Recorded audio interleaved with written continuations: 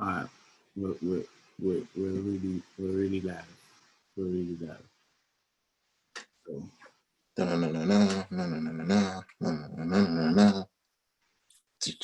um, wait for people to come in. Wait for people to come in. But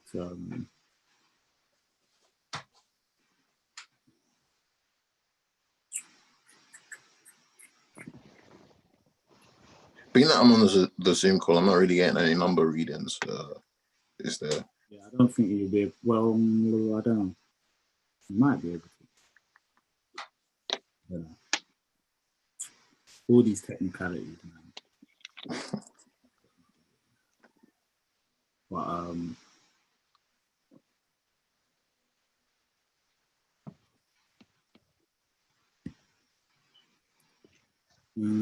if you are watching right now, drop a comment and let us know you're there, because we have no idea if you're there or not. Use the IG as a gauge, isn't it? A couple of people have come in and come out on the IG, so I can't really tell. Can't really tell. Either way, we're gonna get started real soon. And yeah, people are gonna catch the replay. They'll catch the replay. But, yeah, man, guys, get your drinks, your water, your wine, whatever it is that you need. It's gonna keep you fueled, keep you going.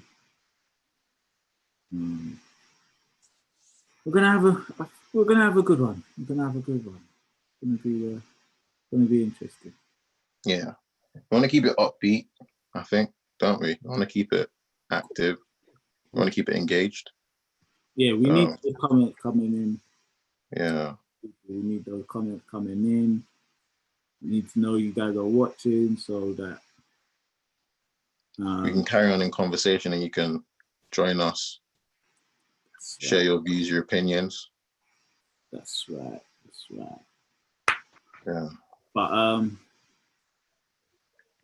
I was gonna say, like, should we do an intro? But like, Zoom is showing our names. So yeah. That's giving the full government. I feel like an intro is kind of. Is it necessary, or should we just still do it? Let's still do it. Let's do it. Okay. Yeah, maybe I guess for the purposes of the replay, yes. Yeah, yes. So we'll do the whole age, name. Yeah. Name, age, whichever order you want to do it in, innit? Lead us then. Who's going first? Lead us, bro. Oh, okay, cool. So, hi guys, I'm Josh from the Window Podcast, and I'm 25. Yeah. Hi guys, I'm Florian from the Window Podcast, the second half, and I'm also 25. Okay. Hi, I'm Joelle. I'm a guest for the Window Podcast. Yay. I'm 23. Hey guys, my name's Eric, also Go Fitness. I am 25 and guest featuring on the Windows Podcast. Cool. Beautiful. Well It's done. clean. Good trade. We're all ready to go. People on IG, I'm gonna end this live, so go over to YouTube. Be where you're supposed to be right now. All right, cool. That's it. All right, guys. Let's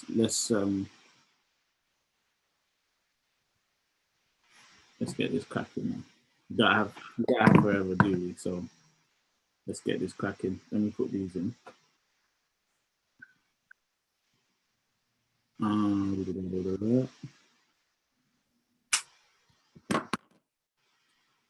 So we got a lot of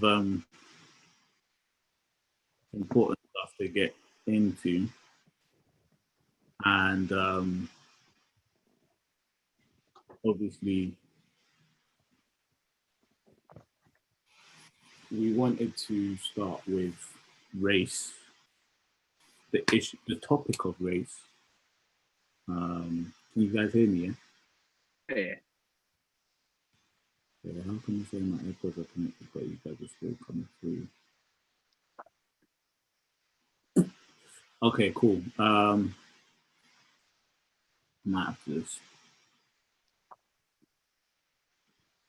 All right, folks, you do the intro whilst I figure out what. All right. So whilst Josh fixes his technical issues, we, like he said, have some very, very key topics to discuss today that we've selected. And first up is the issue of, the topic of race. So the view on race as it currently is in the 21st century, compared to, I guess, how it could have been seen at any point in the past. Eric, how do you take it? So what do you see in terms of race? What are the key distinctions that you can draw in terms of how it is now to how it could have been seen in the past?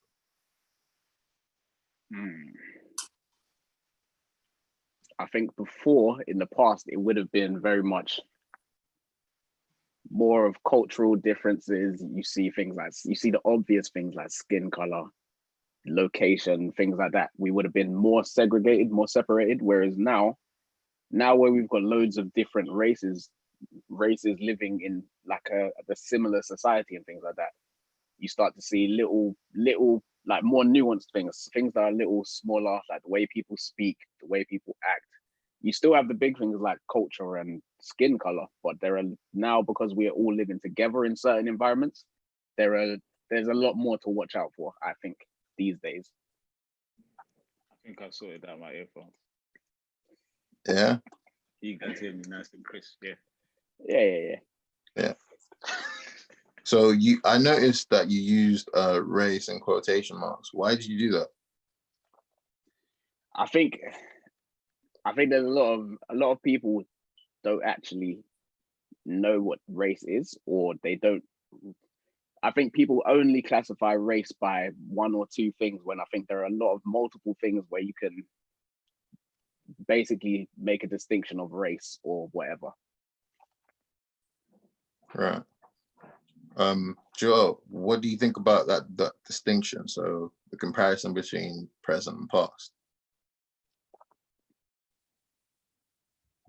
I don't know if there is much of a difference in between in the way that people look at race today, and the way that people used to look at race in the past, unless we're just going to look at the idea that people weren't as open or didn't know a lot about race. And it also depends on how far in the past we're looking at. How far? So when I thought of that originally, I was thinking I was thinking the whole of human existence. I wasn't just talking about like the last 100 years or something like that. So yeah, as was that. Yeah. From what I've understood, right? Obviously, race is categorization or grouping of people, and I think in the categorization or grouping of people by quote unquote race, how we do it now in terms of white, black, Asian, etc., is actually quite recent in the whole history of mankind, if that makes sense. Yeah. Okay. So because I think for a lot of people can't really imagine a world where people aren't seen as black or white or Asian. But I think it's just important for us to realize that that's how the world was before, and some things happen to where people are categorized the way they are now. Does that make sense? yeah, I think that's important for us to understand in this conversation. Yeah. So what I mean by that is the prevalence of race that as it forms part of your identity is a bigger part than it was like in the context of human history. So for example, a black person wouldn't necessarily see themselves as black if, you know, all they'd ever known was black people around them. Right? Yeah, I mean, of course, there wouldn't be any need to think of themselves as black because there would be no other. The only reason why those categorizations exist is because there was the interaction of others. Yeah. So I think for much of mankind, people have either categorized themselves or grouped themselves either tribally or down family lines. And so to distinguish people by quote unquote race was for a purpose. And I think one of the things that has been important for me to realize is sometimes in our context, we can think that race is such a rigid thing, but it's actually quite flexible.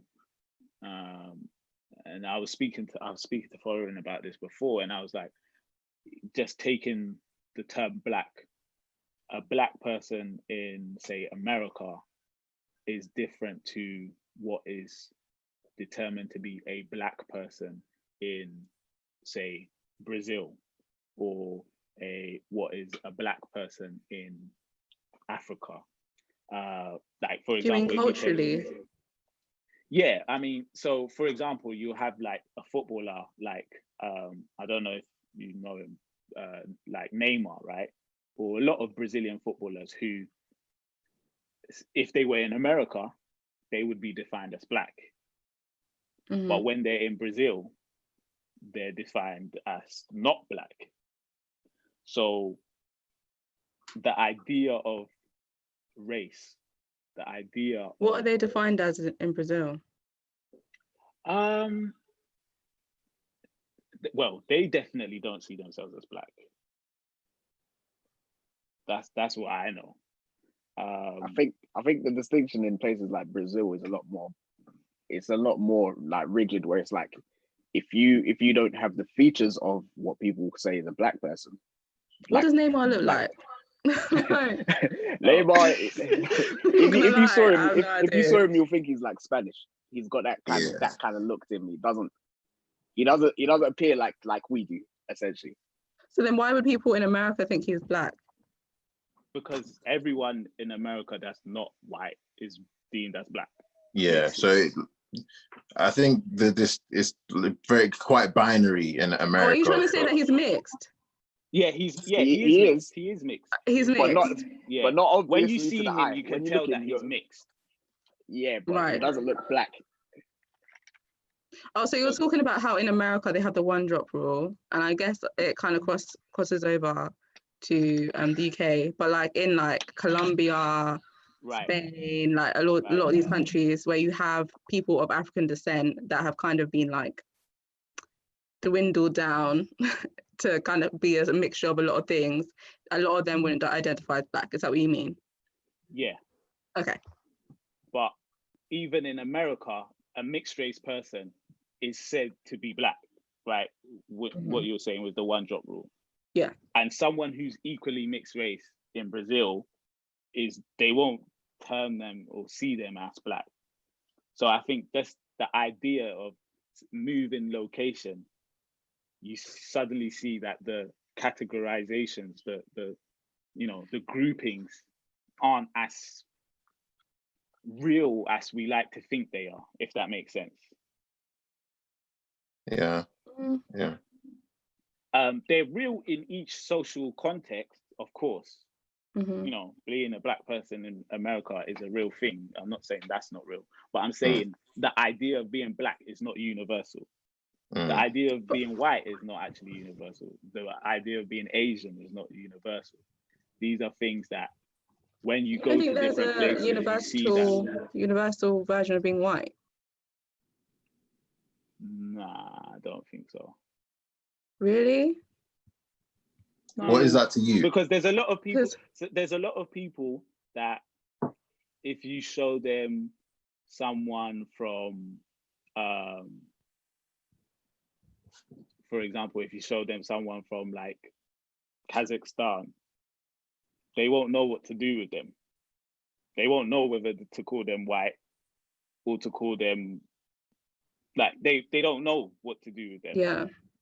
So I think there's probably more races than we normally categorize. But like, for example, I know for like some people look at someone from like Portugal and be like, they're not white, or they'll even say, because you get white people, but you're white Portuguese, you're Caucasian.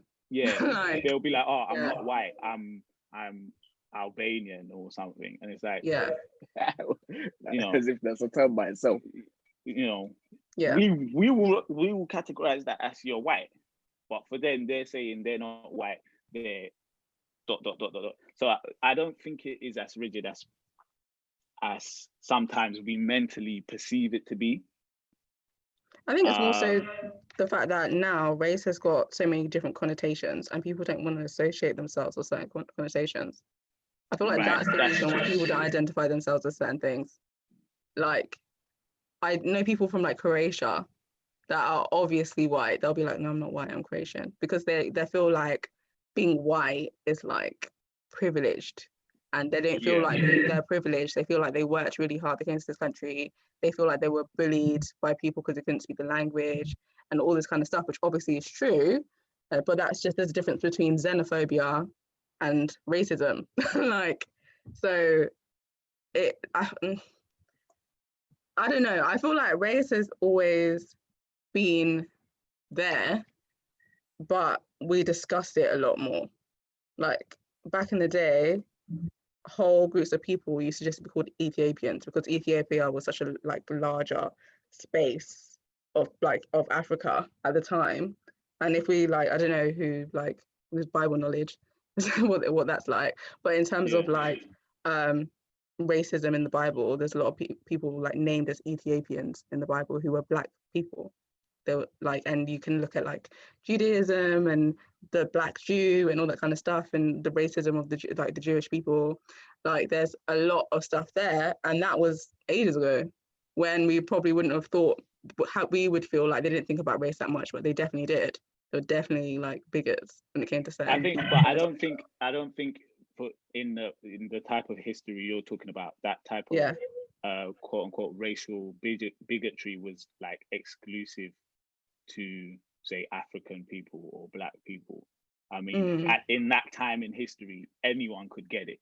Like, yeah, that's true. Anyone could get it, type of thing. Yeah. So, whereas I think in more recent history, we've seen a sort of racial hierarchy develop, where this is white, this is, you know, Indian, this is Asian, this is Black, and this is the hierarchy, right? And it's been made to serve a certain purpose.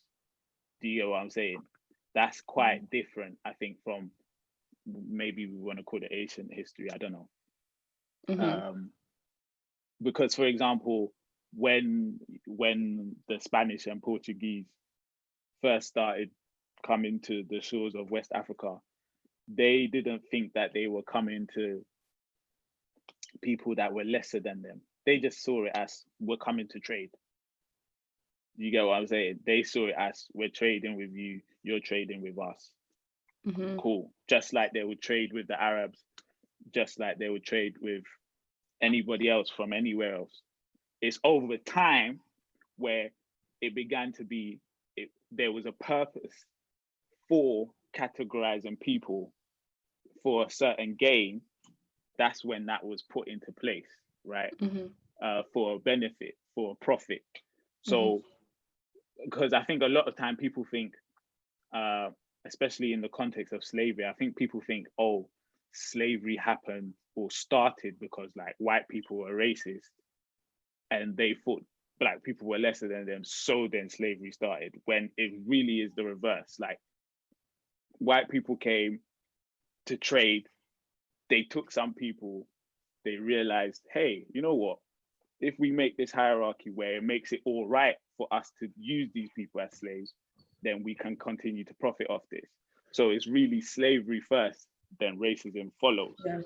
For a purpose. Like, I think people having an understanding that slavery was very, very prevalent in Africa at the time. Right.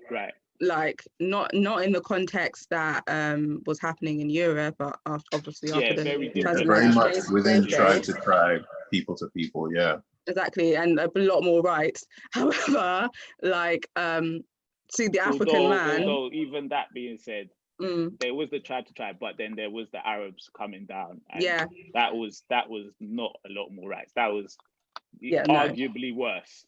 But we don't have to get into that side. But like, and still happening today. Like, still happening today. Yeah, very still much ongoing. Yeah.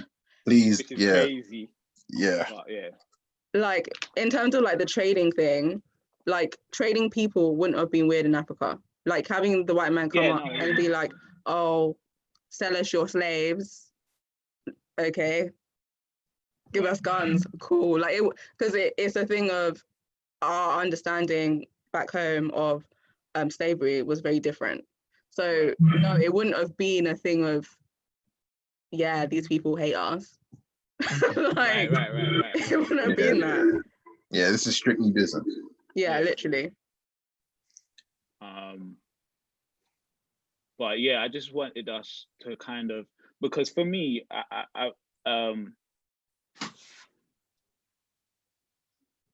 the reason why, so for me personally, I've watched quite a few conversations between people where it's like, oh, they're asking, can we transcend race?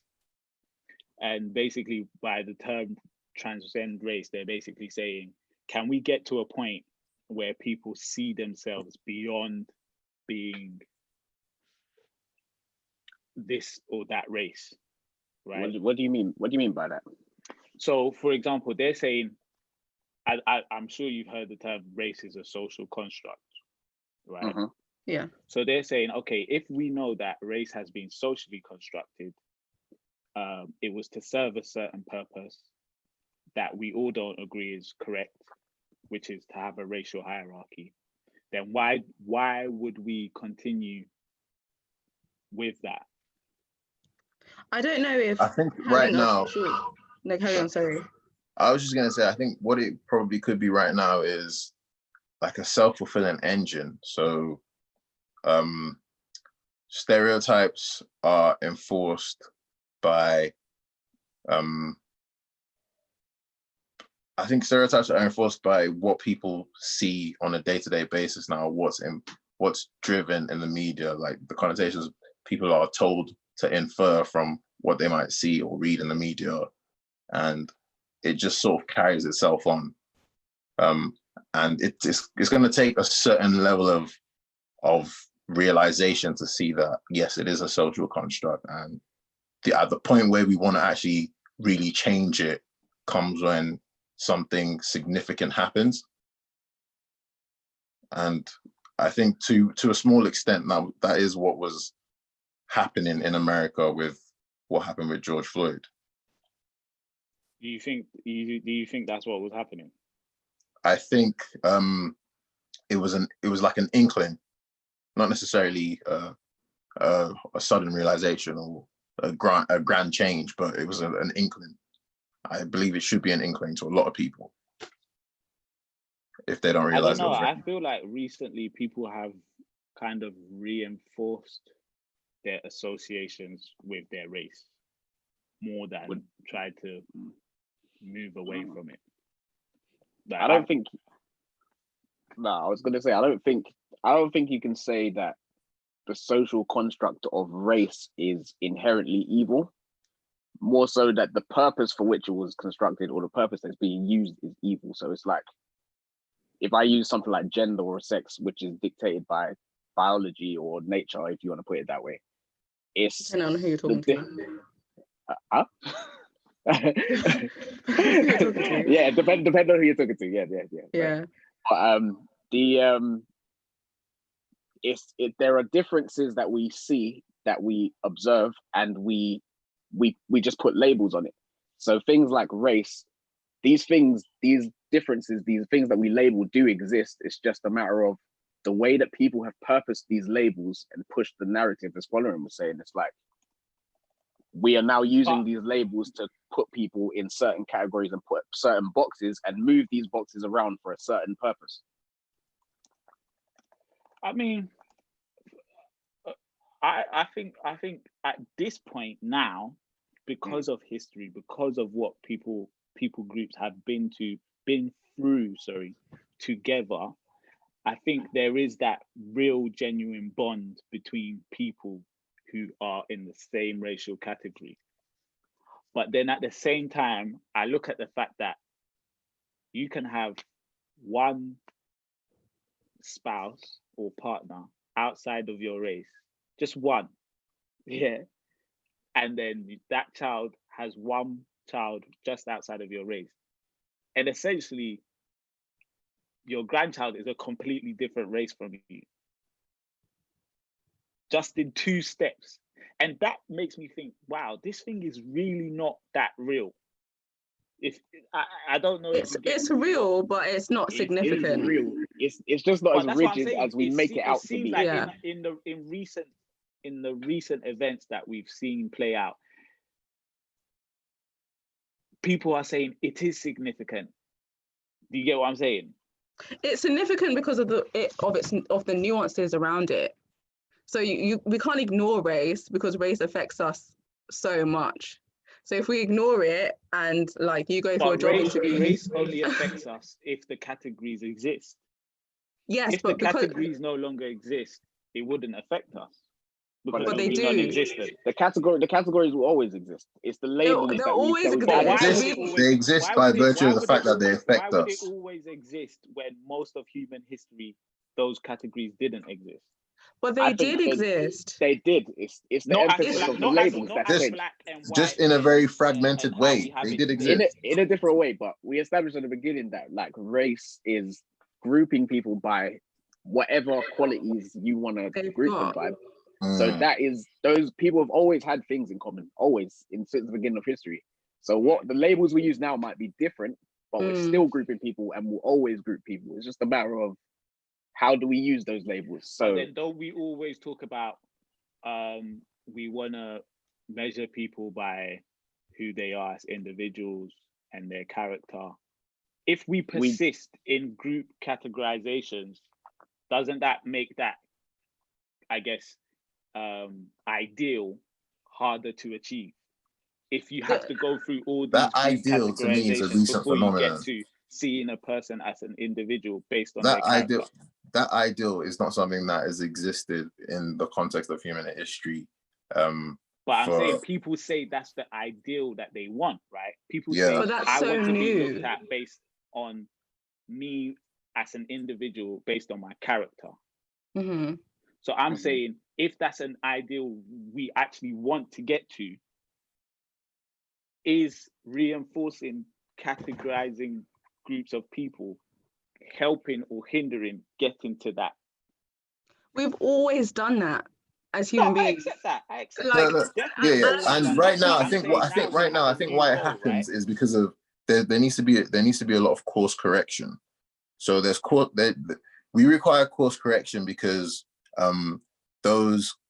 that construct that has existed in the period that it has existed has caused a lot of problems.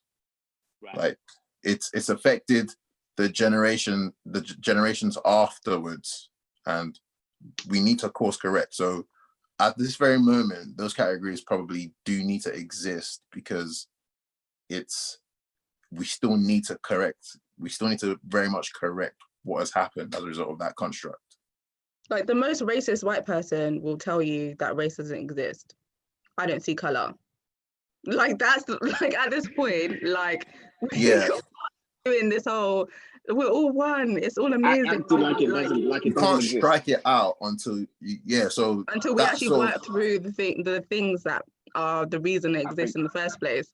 Until we deal with that, we can't get rid of the actual categories, because we have to create a world that looks at each category and sees that category as equal to the other. Yeah. But we don't have Right, that right now. That view is Get not rid of had them. by the different categories. Okay. I get what you're saying.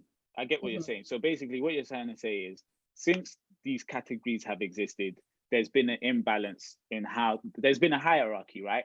So there's been an imbalance in positioning. And you're saying before we can get to this ideal of looking at each person as an individual, we need to remain in this system of categorizing people, but we need to equalize everybody in the categories. And then we'll be able to look at people as individuals. Is that what you guys are saying? There's that, but also I don't think That's what I'm saying. I don't think Me personally, I veer on the side of let's just tear down the whole construct and just look at people as individuals. That's how I look at it. But I get what you guys are saying. Let's level it out. Let's level out the system. And then after that, we'll be able to look at people as individuals. It's weird because categories don't have to be negative. It can be, okay, you're from this background, you can bring this to the table. You're from this background. It's all about looking at what are the good aspects of each category, rather than putting categories in a hierarchy like we've done. So we put people down. So people get put down because of whatever category. So the way that Black people have been put to basically the bottom of the shelf, it doesn't have to be like that. It can be like, you are Black, you have certain experiences that I don't have. You can bring certain things to the table that I would never have experienced. So it's all about looking at what are the benefits of each category. So we don't have to tear it down, just the way that we look at it, the leveling out of people so that everyone's equal that is essentially the ideal. That's how you can look at people as individuals. Also, like, race is defined by our differences. So when we say that race didn't exist, or the concept of race didn't exist, I really struggle with the idea, because there were always people that looked like white people, there were always people that looked like Black people, there's always people that looked like Asian people, that had like different cultures, and people have been fighting about these different cultures for years and years and years. It just wasn't a thing of like,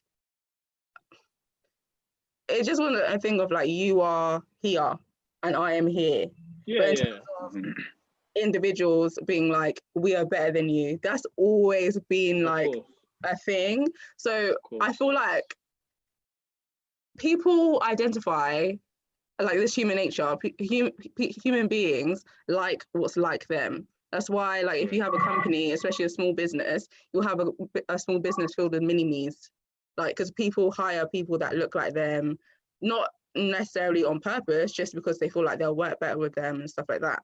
So when we say that we want to eradicate this, we're literally telling people, do not look at the nuances and differences in life. Like, at the end of the day, I don't think it's necessarily don't look at the nuances and differences in life. It's just what types of nuances and differences are you looking at? Are you looking at a Black person and saying, oh, I think they have different experiences and nuances because of the color of their skin? Or are you going to meet an individual, getting to know the individual and figuring out the differences and nuances they have because of who they are as an individual, right? So that I think we will always, humanity, we're always going to have differences amongst us.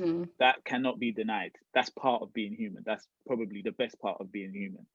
But what I'm saying is, why can't we go past the grouping of people to just the individuals, and realizing each of us are different individuals? Yeah, we have different things, but let's find the value of each other as individuals first and foremost. Because I feel like right now, we're spending more time trying to find the value of each grouping before we can even get to considering the individual. And a reason why I'll say this, you guys can agree or disagree, but something I've seen play out recently is, it kind of feels like if you're in a group that's quote unquote oppressed, right, in this racial hierarchy, and or if you're in a group that's not oppressed, right? So you're one of the quote unquote higher up groups in the racial hierarchy, but you're an individual that, you know, is an ally to those that are oppressed, right?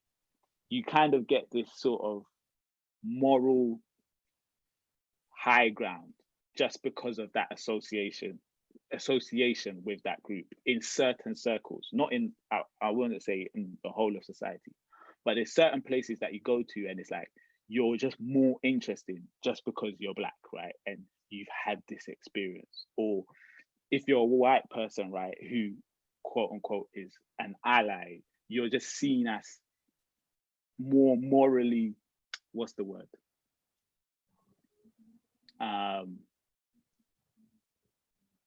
You've got a better moral standing just because of your association with allyship of this quote unquote group. And it's not only in race, I've seen it with other things, but just because we're talking about race. And so for me, it feels like we're beginning to put so much weight into equating the value, the value in terms, the value of people by their groupings, which I guess is something that we wanted to get away from, but we're doing it in a different way, if that makes sense. I don't think, you see, because the idea that you're giving is kind of like that you look at the individual apart from their background, but I don't think you can look at an individual and not include their background. So as much as you don't want to judge someone by the category is part of the whole package. The fact that they come from a certain place or have had certain experiences is part of that individual. It's not going to all be the same, so you do have to look case by case, but there are certain things that you're only going to see in people from a certain category, however you choose to categorize people, whatever. So those experiences, it's just a matter of weighing up the value of those experiences. What would you see? What can you only see in one racial group that you won't see in another? Usually the stereotype. Some stereotypes are based on. But are stereotypes helpful? Of course not. There's positive and negative stereotypes. So. And that's the problem. So those character traits that Eric was talking about earlier, in terms of seeing the value of those, because you can have both negative and positive like traits. Because you can have both positive and negative traits, it's like, even if all you saw were positive, there's still character traits that you've chose to identify for a certain group, which again brings that separation, whether or not it's what you want, or whether or not it's what you want. So that's the problem. I don't know. I feel like you can have a stereotype or have knowledge about a certain group and not assume that the person you're talking to fits into that stereotype. Mm-hmm. I feel like that's fine. Yeah, that's true. Like for example. But how many people do that? That's the problem. I think people do that. I genuinely. Do you think more people? Do you think more people do that than not do that? Because I think more people don't do that, and that's that's very obvious. And I think when we reinforce so much these group categorizations, it pushes people into not doing that. It pushes people into seeing your group first rather than seeing you first. I don't know, like, if someone was to say, like, I just see you, Joelle, like, you're just a person, I'd be like, you're missing, like, there's a lot of things that you're not seeing because you don't know me. Like, if somebody is going to say, you're just a person, right, I'm just going to treat you like you're a person, like, what is that? Like, genuinely, I've already given you. That means I'm going to assess you based on what you give me out of your character. So if I meet you, Joelle, and you're a rubbish person, yeah, that's what I'm going to take away from it, right? Mm-hmm. But if I meet you and you're a brilliant person, I'm going to take that away from it. And if you've got a mix of both rubbishness and brilliantness, I'm going to take that away from it. And that rubbishness and brilliantness may come from things that you've experienced in your grouping as maybe a woman, a grouping as a black person, your grouping as ... maybe university education, etc., whatever groupings you have. But I'm going to take away that you have brilliant parts and you have rubbish parts. But I'm not going to first see you as a university person, a woman, a black, a dot. I'm just going to come to you as a person and figure out who you are. Do you But get do what you I'm saying? realize like our brains don't actually work like that? Like our You're brains gonna literally. Of course, you but that's automatically what I'm see saying. category first. But that's no, It's no, automatic. no. But Yeah. this is the thing. That's what I'm saying. Because even the whole idea, of human rights, how we have it today, has only been in existence for, let's say, 100 years, right? We've had bits and pieces of it before. I won't deny that. But how we see it today has only really been around for like 100 years, right? And so we have to realize that we're in a particular part of the history of humanity. And we have some very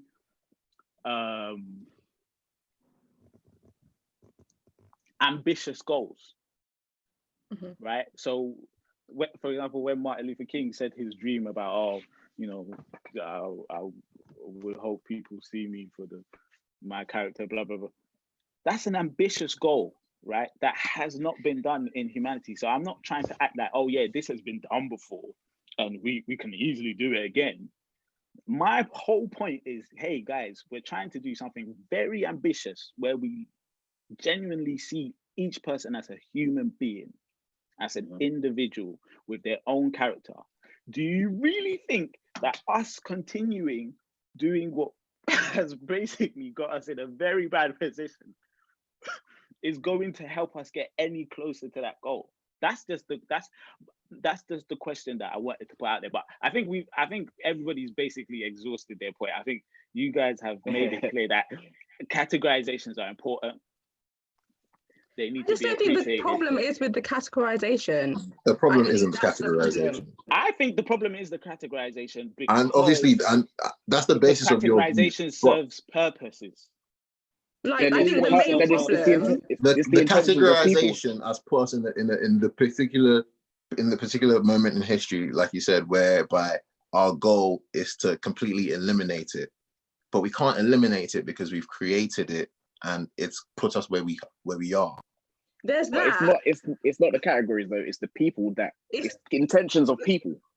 That's what literally like. It's about you can be white, black, Asian, Arab. You can be all of those things, and that's great.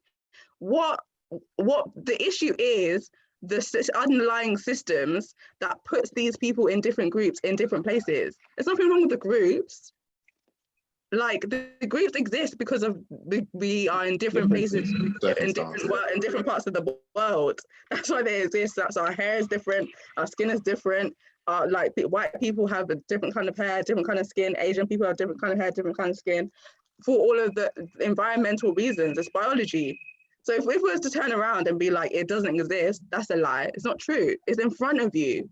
You can see it. And at the end of the day, in terms of the way our mind works, if we make associations to certain things in order to move through life quickly, like that, otherwise we're going to spend ages making decisions about things. So I feel like the main thing that we need to focus on isn't like breaking down the groups, but breaking down what we necessarily think about those groups. So why is it that there's so many negative connotations with Black people when the facts show that the highest performing people in school are African kids? How, like, why isn't that on the media? If that was in the media and being shown over and over and over and over, rather than knife violence and knife crime over and over and over, what would the stereotype be? Someone being African and be like, you're smart. Like, that's what the stereotype would be. Like, at the end of the day, I think that's the main problem. Like, we're gonna always see differences. Okay, cool. You know what? Let's move on to the protest and the Black Lives Matter movement, because I want us to get into all of this stuff, right? Mm-hmm. And I think that's an important point that you've made, Joelle. So, May 25th, that's the day George Floyd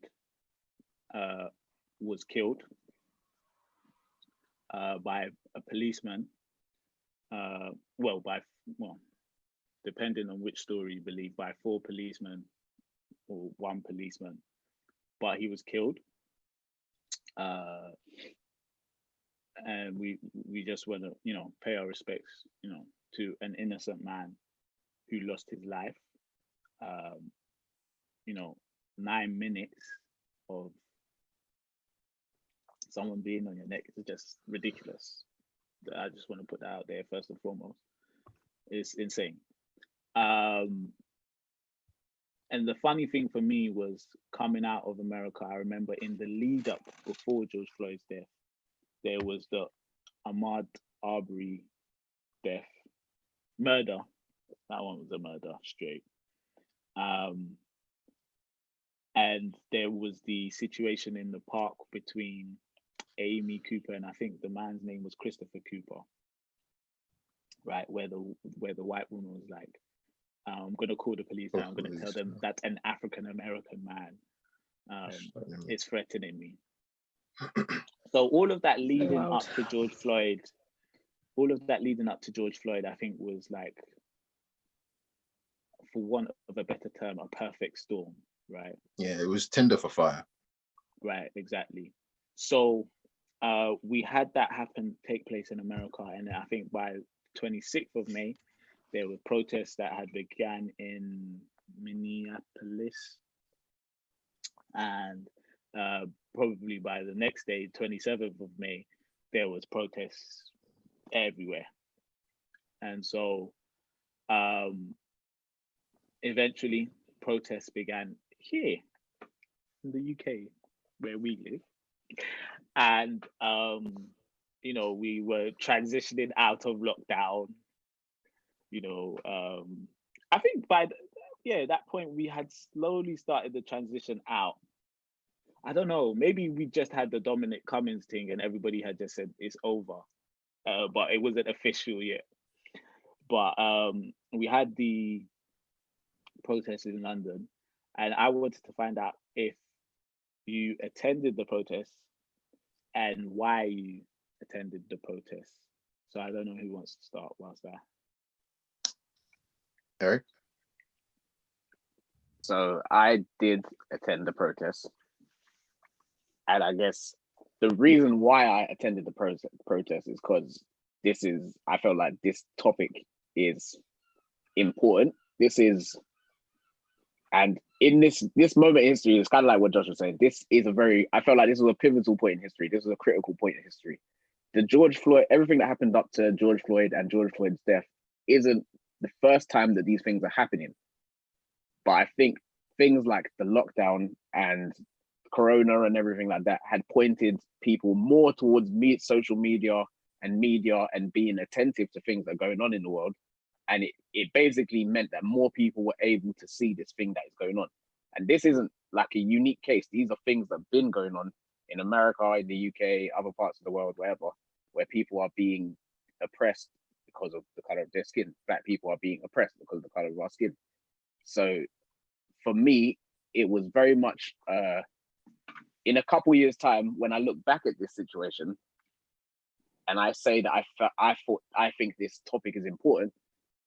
When people ask me what I did about it, what can I say? Did I? I'm not saying if you didn't go to the protest, then it's not important to you. But for me personally, it was important to go to the protest and be present and see what is going on and basically talk about what I believe and what's going on in the world. Before we go on to the next person, Tenny said, Joelle, she 100% agrees with you.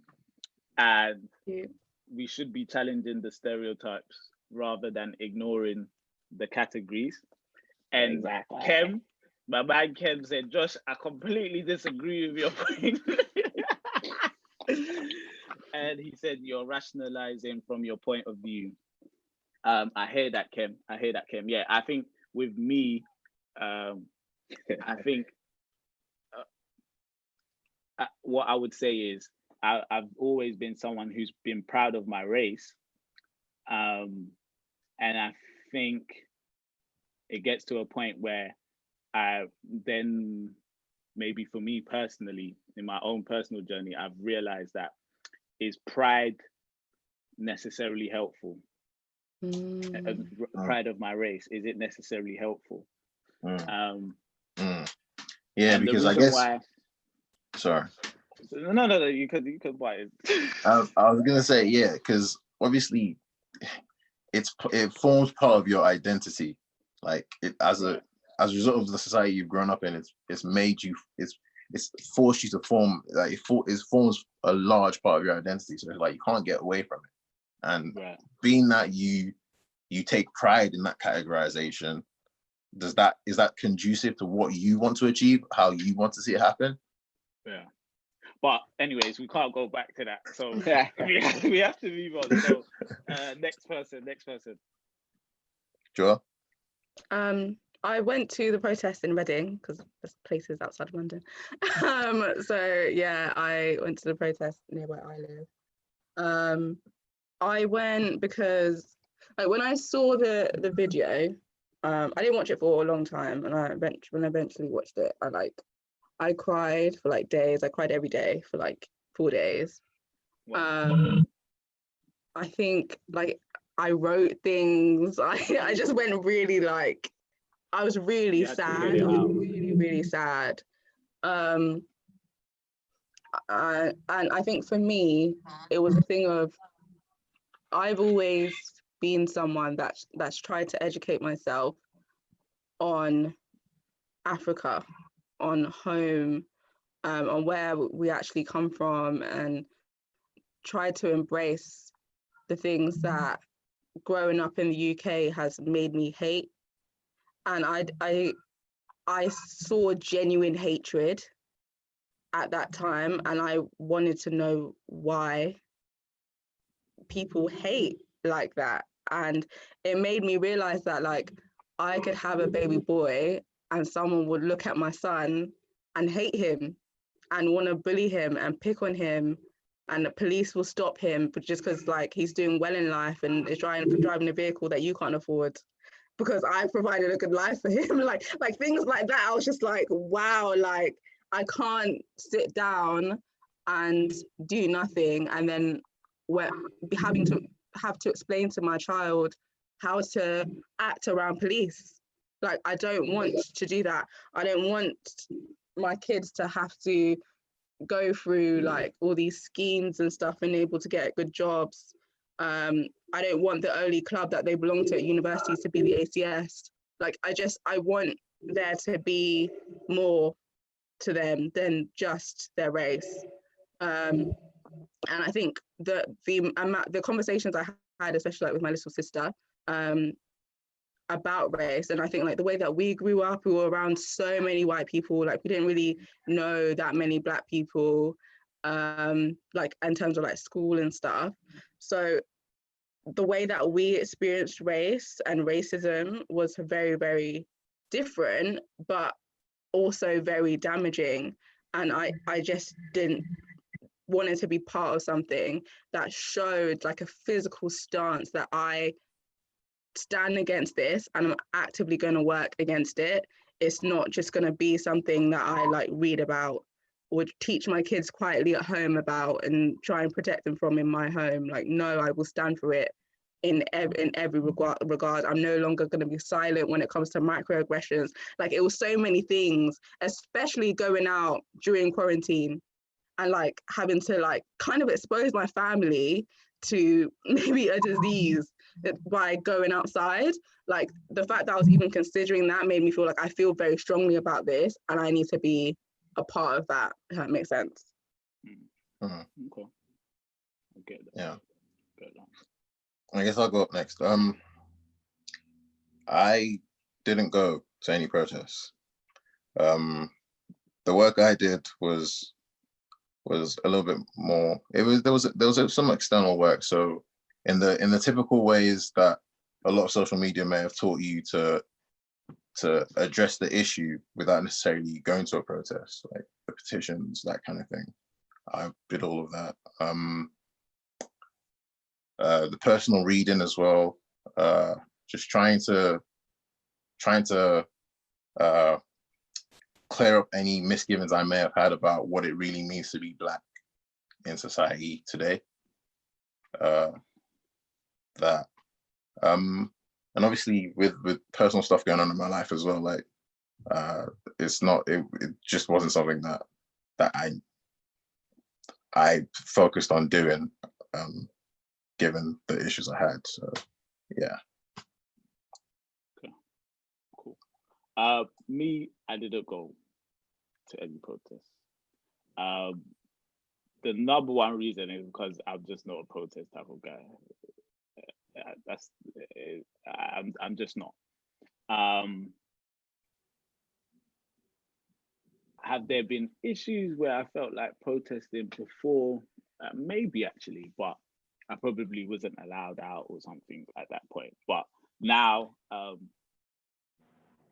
now that I had the full-on availability to do it, and you know, I just didn't.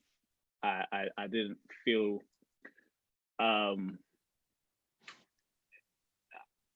didn't feel like it was.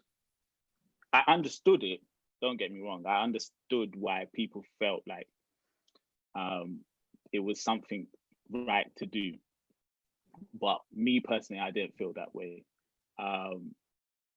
And I guess in a lot of the things that have happened in the protest and following the protest, I've just been taking more of a step back and analyze type of position more than anything. And like the reason why I say that is because even with the protests, even though it's for a good cause, I was like, well, 2 weeks ago, they were telling me Black people die from this virus more than anyone else.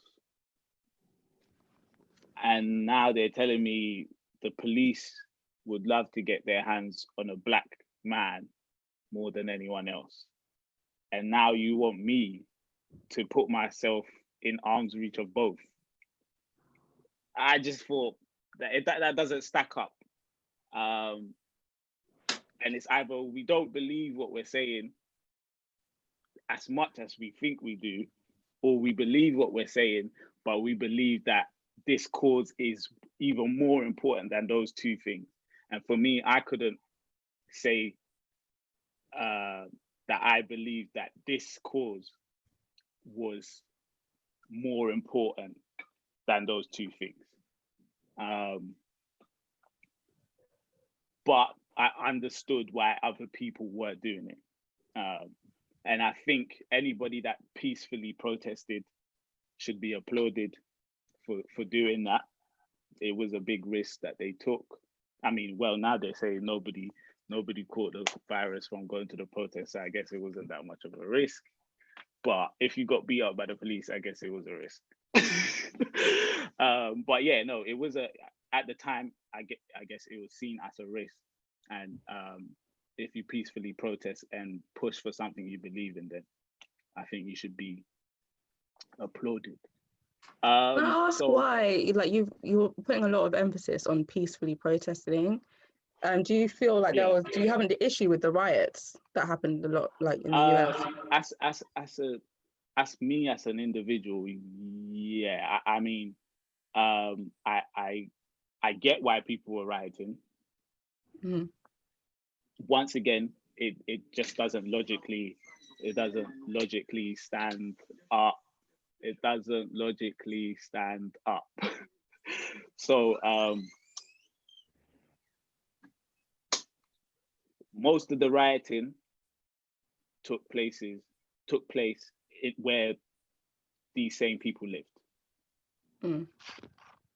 Long term, who is it going to affect the most? The same people. Mm. How does that make sense? Now I hear people say, "Oh, well, you know, people are angry, so you can't expect them to think rationally, and you know, it's emotions and all of that." But at the end of the day, we have to do what is best for us. that's the whole point. We're supposed to be doing what is best for us.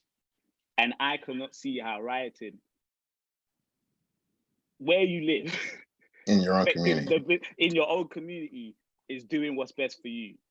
Now, the only other options are go and riot outside the mayor's house, go and riot outside in, you know, affluent suburban neighborhoods and disturb their peace.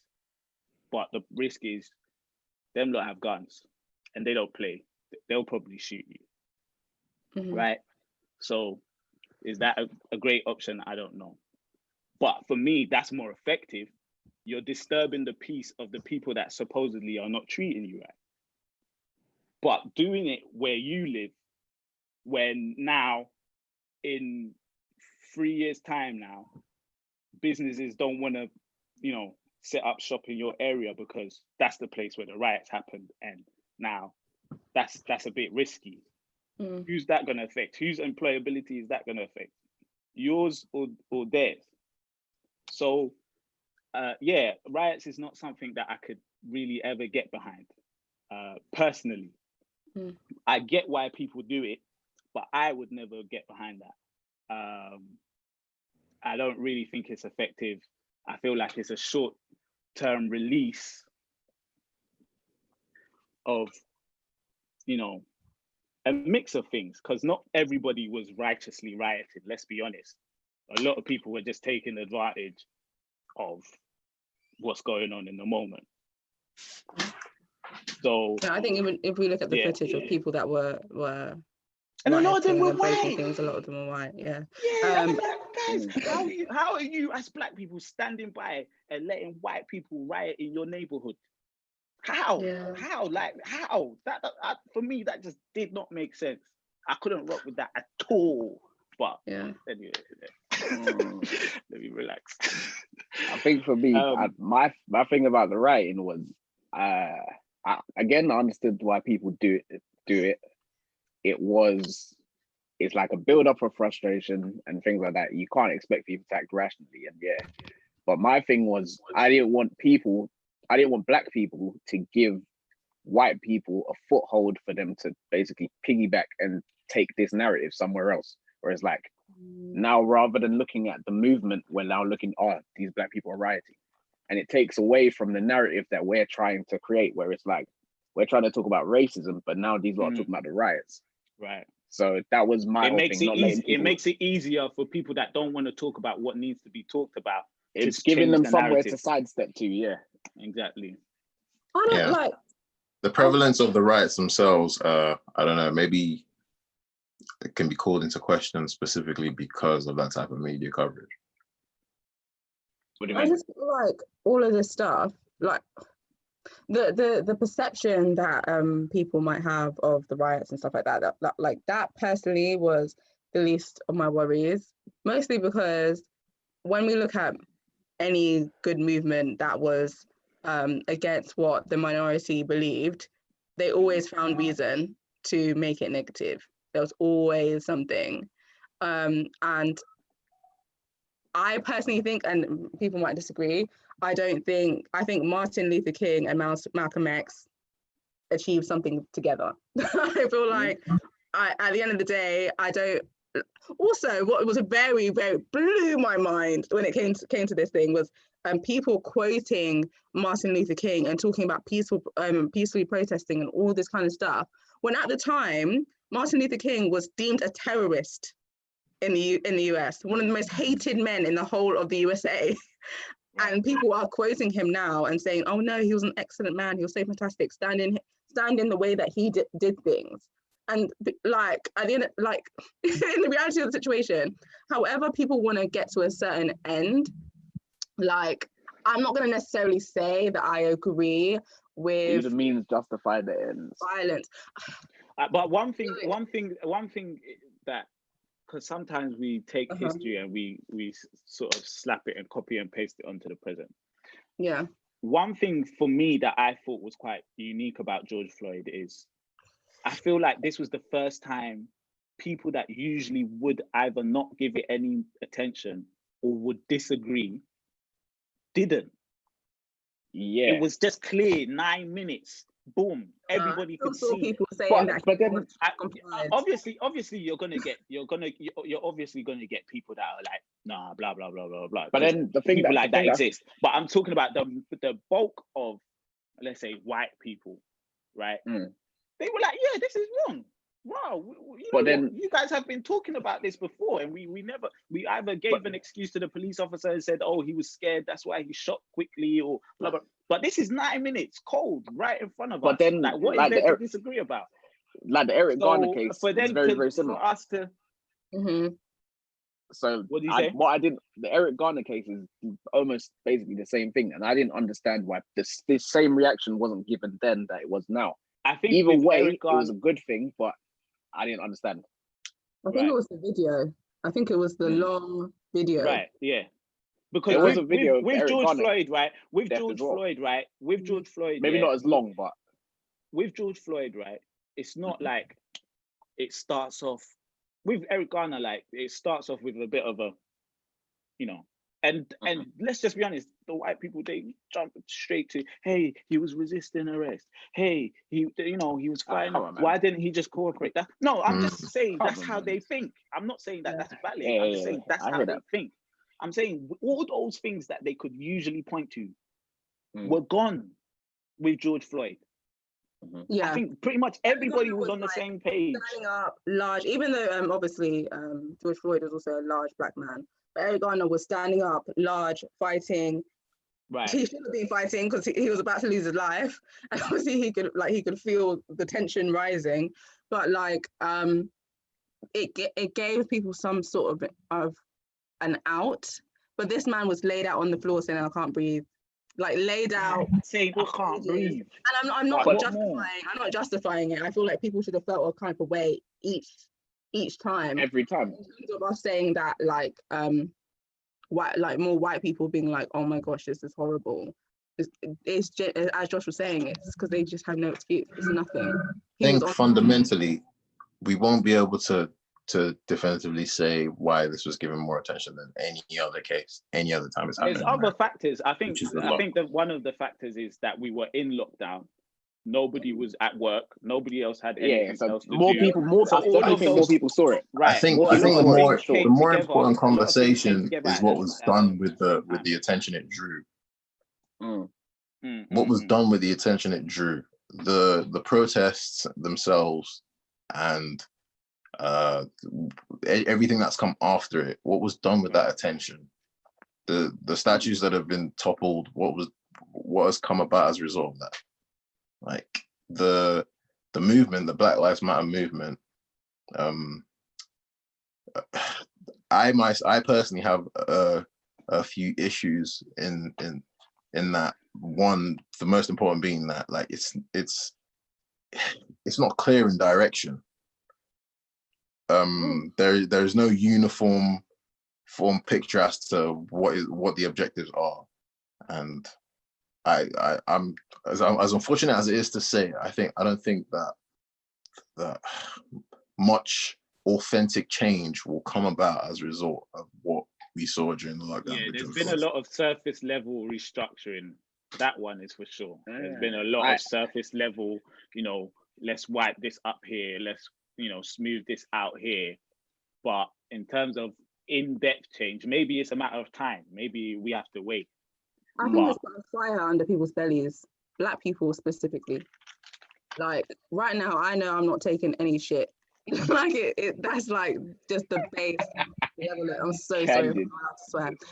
like in terms of the way that I'm choosing to conduct myself with my colleagues, the things that I'm like putting out into the world, and like even things that I would have never put on my LinkedIn, never, out of fear of being unemployable. I'm also like, if you want to employ me, this is what you're gonna get. Like, and I honestly feel like that sort of fire under your belly of like, yes, I have value, I can bring A, B, and C, but I'm also gonna move in this way because I am not gonna take any of the stuff that I was taking before. That's something that a lot of Black people were not doing because before. Exactly. I think I definitely do agree with that. So social media, what it did is it propelled a lot of encouragement to learn some shit, like know your shit about yourself, your identity, and what it means to have your hue.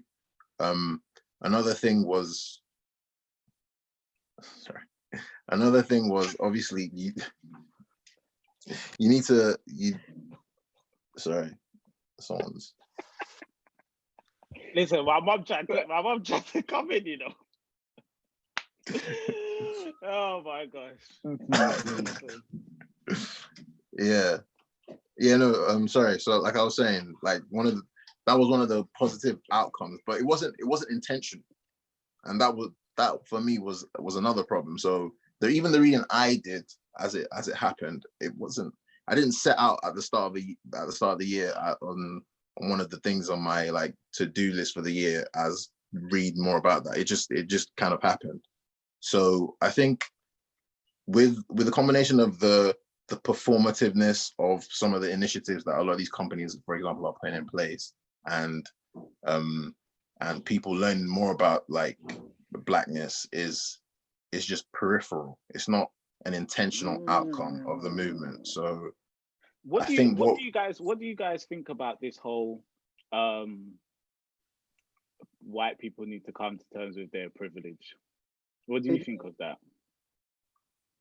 I think people need to understand that white privilege isn't saying that your life isn't hard. It's saying that you being white did not affect your life. Like that's all. No, I get that. Yeah.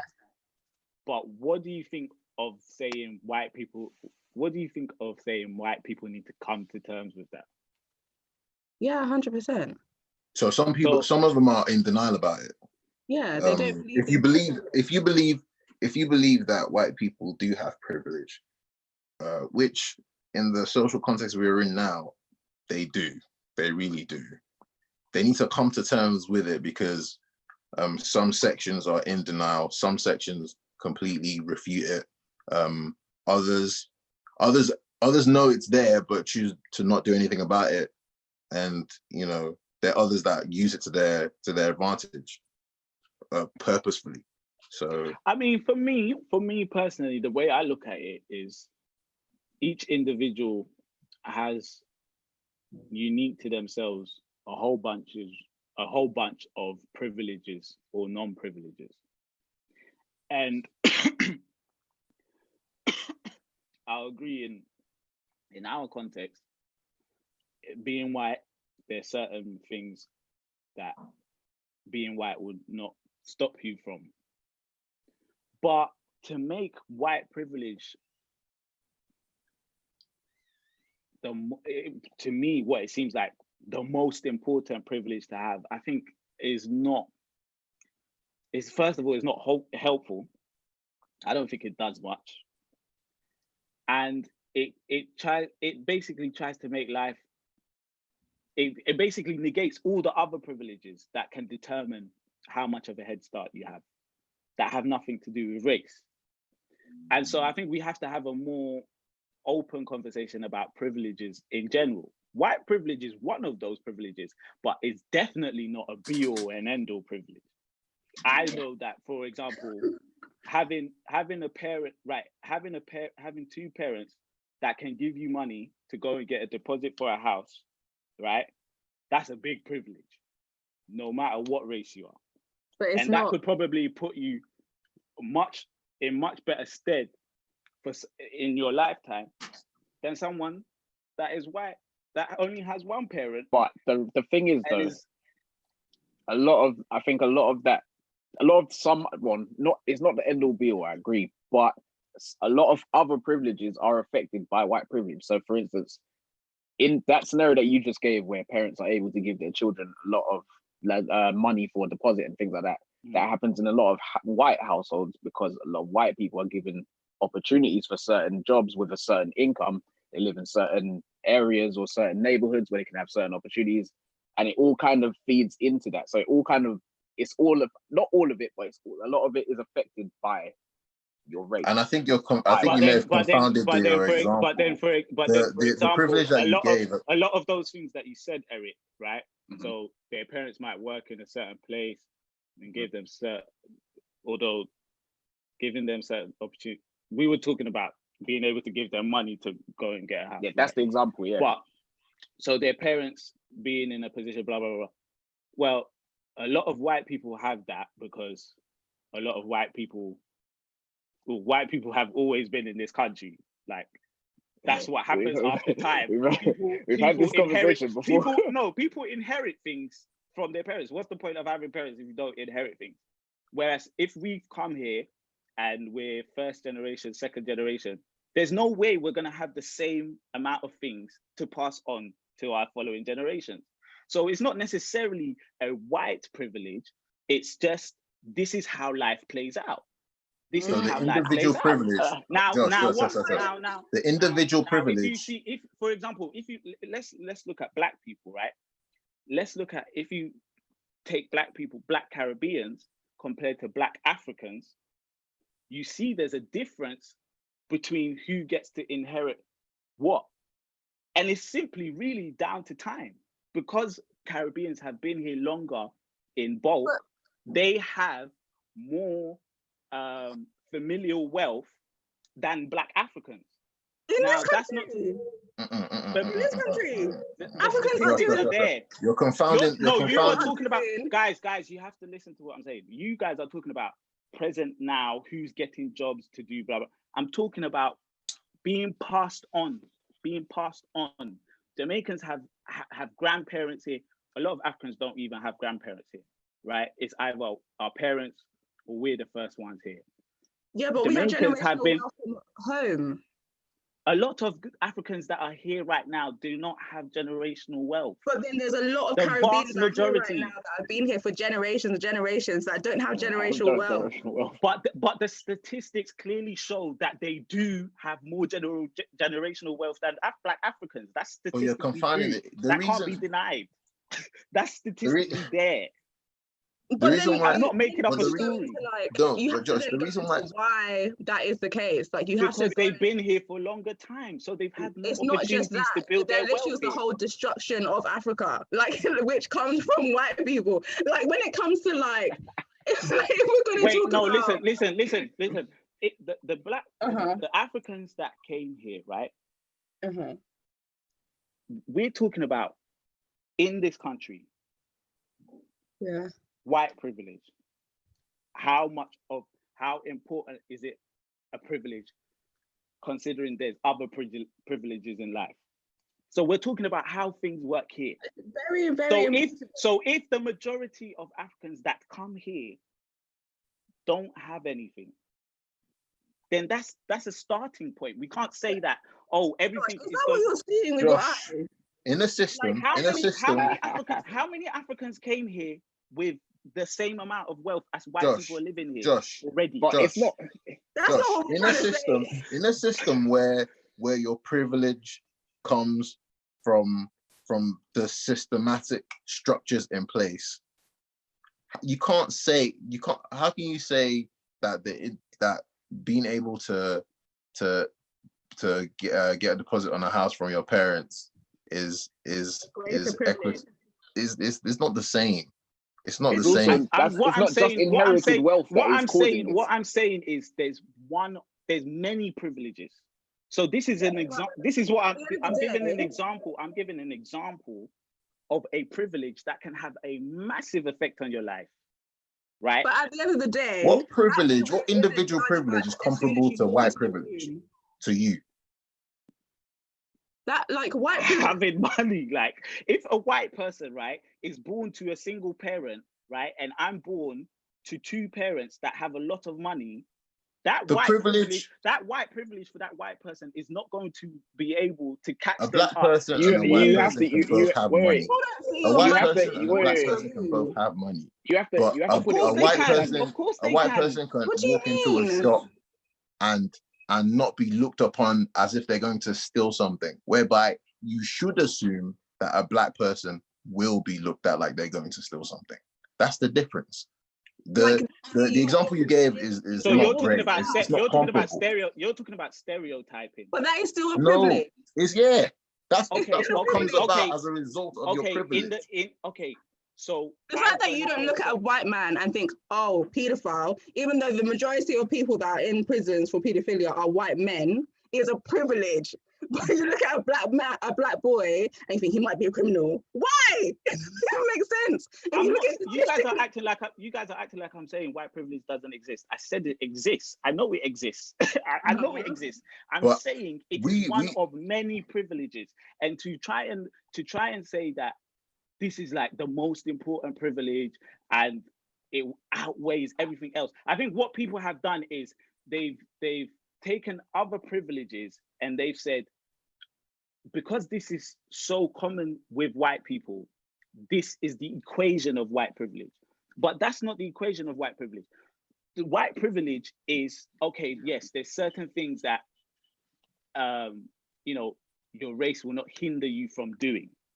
But you can't attach everything else to that privilege. Those are other privileges that are working, there are other privileges that are working together, because these privileges and non-privileges work together. So I'm not saying they don't interact. But I'm just saying you can't privilege that gives you access to the other privileges. That's what I'm like. Not always, because if I'm a white person and I have a single parent, I don't necessarily have access to all those privileges. Go and try to tell a white person put on a nice outfit that you've gone and bought from the charity shop, gone and found a steel or Chanel suit in the charity shop and gone and put it on, walk into a room and people think, okay, she's calm, she's a professional, it's fine. If a black person goes and does that, but if you have nothing then doesn't matter how they look. Even for the example that you gave, let's see. So you compared a white person born into a single parent household and then a black person born into a 2-parent household. You've basically given the white family a landslide to start from. If we put them on equal footing, are they still the same? So black person in a single parent household, do they have access to the same things as a white person in a single parent household? Do they get access to the same amount of benefits? That's why I said. No, do they though? I'm saying they don't. I think Josh is trying to. And I'm saying that would be because of white. Trying to say that one family has white privilege and another family has two-parent household, and I can tell you that's not comparable. It's not comparable. Saying that white privilege, and living in this country and blah blah, being Caucasian, allows for you to have certain things and certain doors open to you, which gives you access to those other privileges. That's what in this country, like in terms of single mothers, is that a very high percentage of black women are single mothers. Why? Because of all the socioeconomic things that go around that. Why? Because of the way that the system is set up in order to put black males in prison, to have people not have good kind of understanding of father figures, all of these kind of things and nuances around that, and in a very complicated system. But at the end of the day, like that, having that white privilege there that allows you to open these doors. Someone having money or growing up in a certain place or whatever, like I can give a very personal example of growing up where I've grown up, going to the schools that I went to, going to the university that I went to. If you look at my resume, it's like, okay, she went to this school, she went to that school, went to that private school, the income of the family, it all matches up. If someone was to imagine me, what color would they imagine me? Like at that point, the fact that they're automatically, and I've had employers be like, whoa, when I walk into a room, like, I'm automatically imagine me to be white and think employable, and suddenly I'm having all of these weird conversations with people about race in order to fit and all this kind of stuff. That is the issue. The fact that it suddenly causes something to turn is an issue. Well, literally being.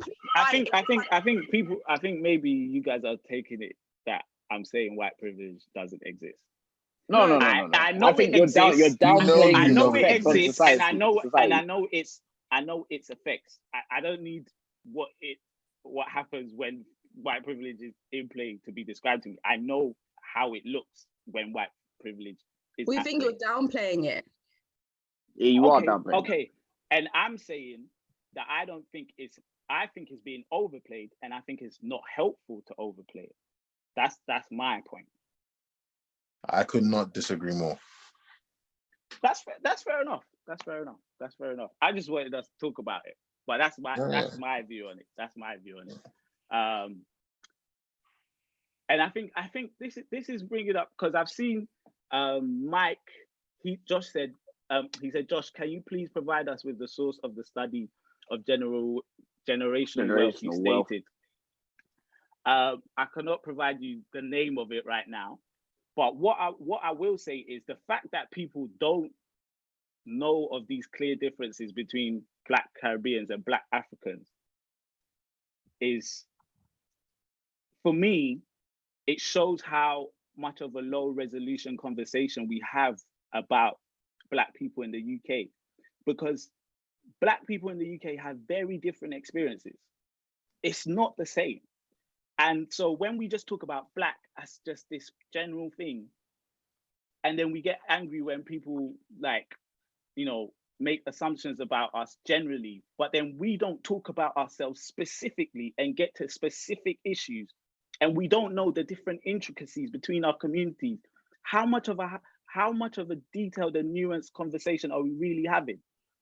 Because for you guys not to know that Black Caribbeans have more familial wealth than Black Africans in the UK, I thought everybody would know that. I didn't think that would be like a shock or surprising. That's not a shock. It's not a shock. It's not a shock. It makes sense. So that's why I don't get why people are like, oh, where's this coming from? Obviously, the fact that we just talk about Black, right? And we try to sweep everything into Black, and we don't have more detailed conversations about what's affecting this group. What is this group doing better? Where is this group at? Where is that group at? I think that's a problem with the conversation we're having. It's not detailed enough. It's so surface level and low resolution. And I personally don't believe we'll get to solutions quicker or easier or better solutions by doing that. Do you get what I'm saying? I hope that makes sense. This study, but and please feel obviously if I'm wrong, and I probably am wrong, because obviously you're saying that this is the case, in terms of the conversations I've had, people that I've experienced, when I look at Caribbeans and then look at Africans in this country and look at who looks like they're doing better, not gonna lie, Africans look like they're doing better. Africans are doing better in education. Right? We're doing better in education. So in the present, yes, when you look at schools, Black African girls will be doing the best.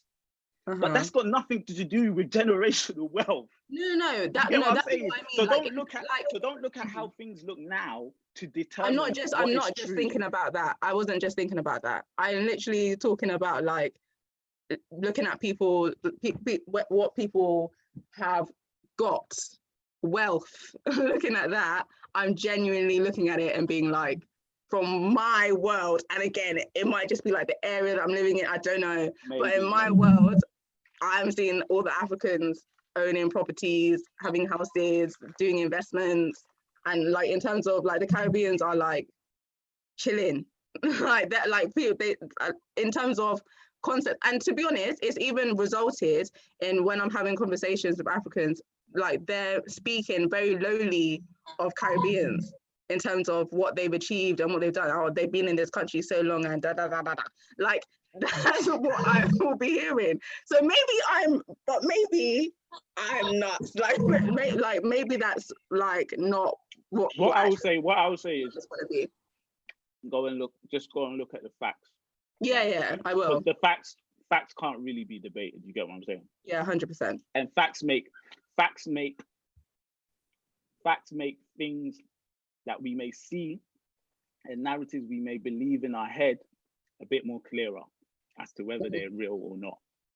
Because for me, I've always grown up with the stereotype of Caribbeans don't work. Caribbeans are, they've only one dad.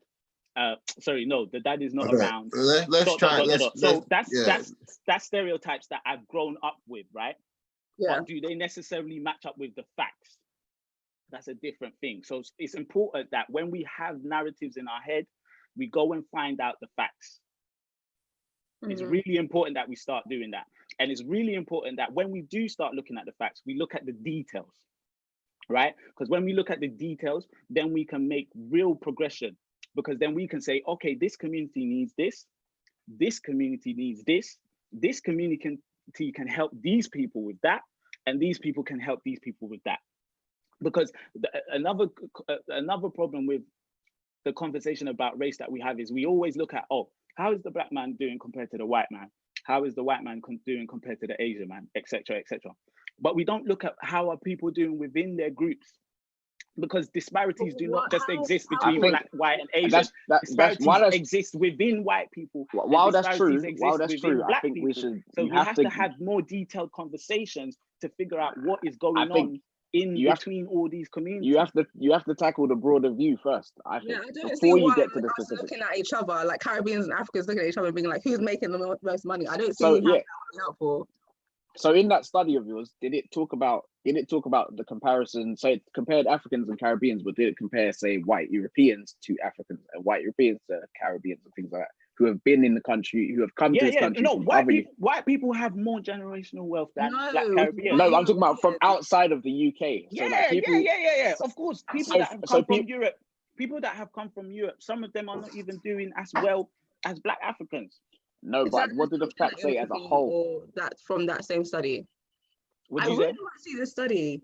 What did you say? Yeah, is that an assumption that you're making, or was that from the study?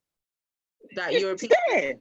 Because you said some of them. What did the facts show about the whole? So as a whole, majority of people. What do you mean? So as in, did it show that like white Europeans coming from countries outside of Britain or so on and so forth, when it compared their generational wealth to black Africans in the UK and black Caribbeans in the UK, what did it show? Different groups in Europe have different results. Okay. They have different results. So it's not the same. So it categorized them, did it categorize them by country? Yeah. Well, no. The one I looked at did Central Europe, Eastern Europe. Okay. What did that show? Central Europe, if you remember, better than Eastern Europe.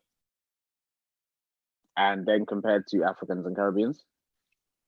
I can't even remember how they were I know that Africans were down, they were not in the top groupings. Yeah, well, we'll have to see this study. Yeah. But my whole point is, will you be able to find it? What, right now? No, like whenever. Yeah, I'll send it to you if you want me to send it to you. Yeah, I'll post it on social media as well. Send it to you. Yeah. So yeah, the point is, we talked about what white privilege. We talked about white people coming to terms with white privilege. White people come to terms with white privilege. And hold on, let me change my location. There was something else I wanted to talk about. I'm trying to remember it. Yes. So another thing that I've realized recently is, now that race has, become the #1 topic again, I've heard people talk between themselves about can racism, can a black person be racist, right? And I've seen people say, yes, they can, no, they can't. And we won't spend too long on this topic, but I wanted to find out what you guys think. They can in the base level of what racism is, yeah. Right. The base level of hating another race or believing you're superior to another race, yeah, black people can be racist.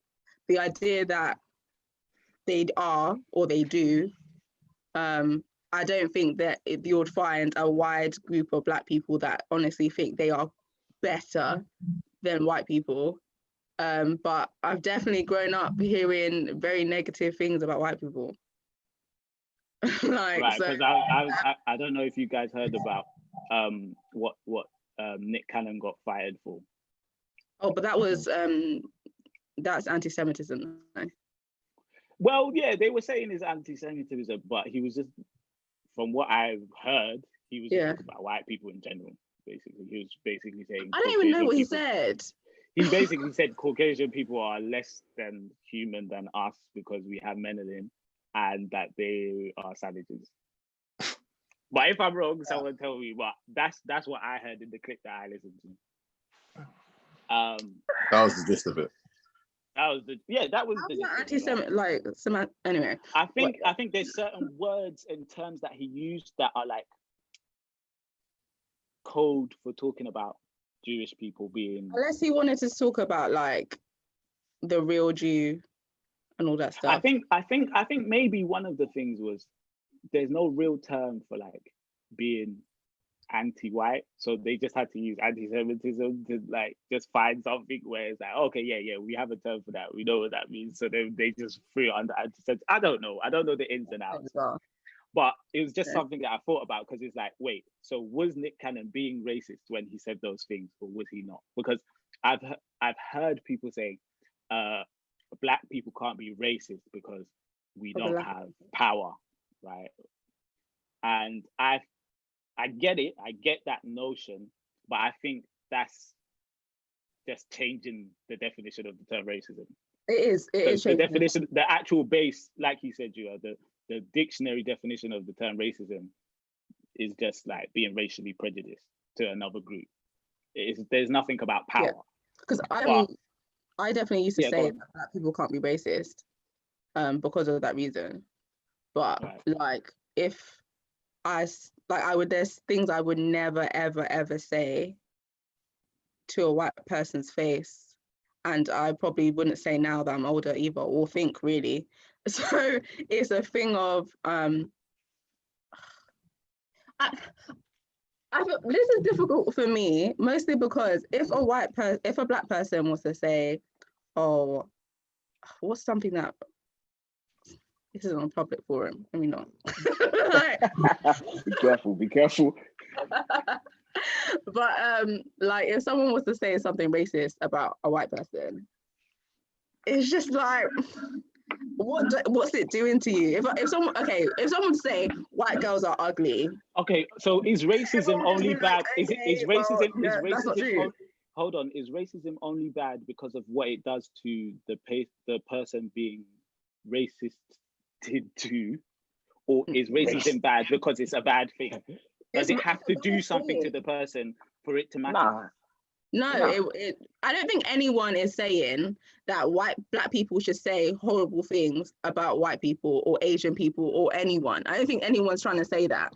Because people will still say, oh, black people can't be racist, but they can be prejudiced. Well, you're not meant to be prejudiced either. So it's just whatever. Like, white racism is just a form of prejudice. Yeah. But I think when people are saying that black people can't be racist, they're not trying to say that black people can't say racist things or hold hatred. What they're trying to enforce. It's the power to enforce things, but they're also trying for white people to derail the conversation. Like, I had a situation where someone basically said, don't you think the song Brown Skin Girl is racist? And I was like, to who? To where? Why? And he was like, oh, because it says that like black skin is like the most beautiful in the world.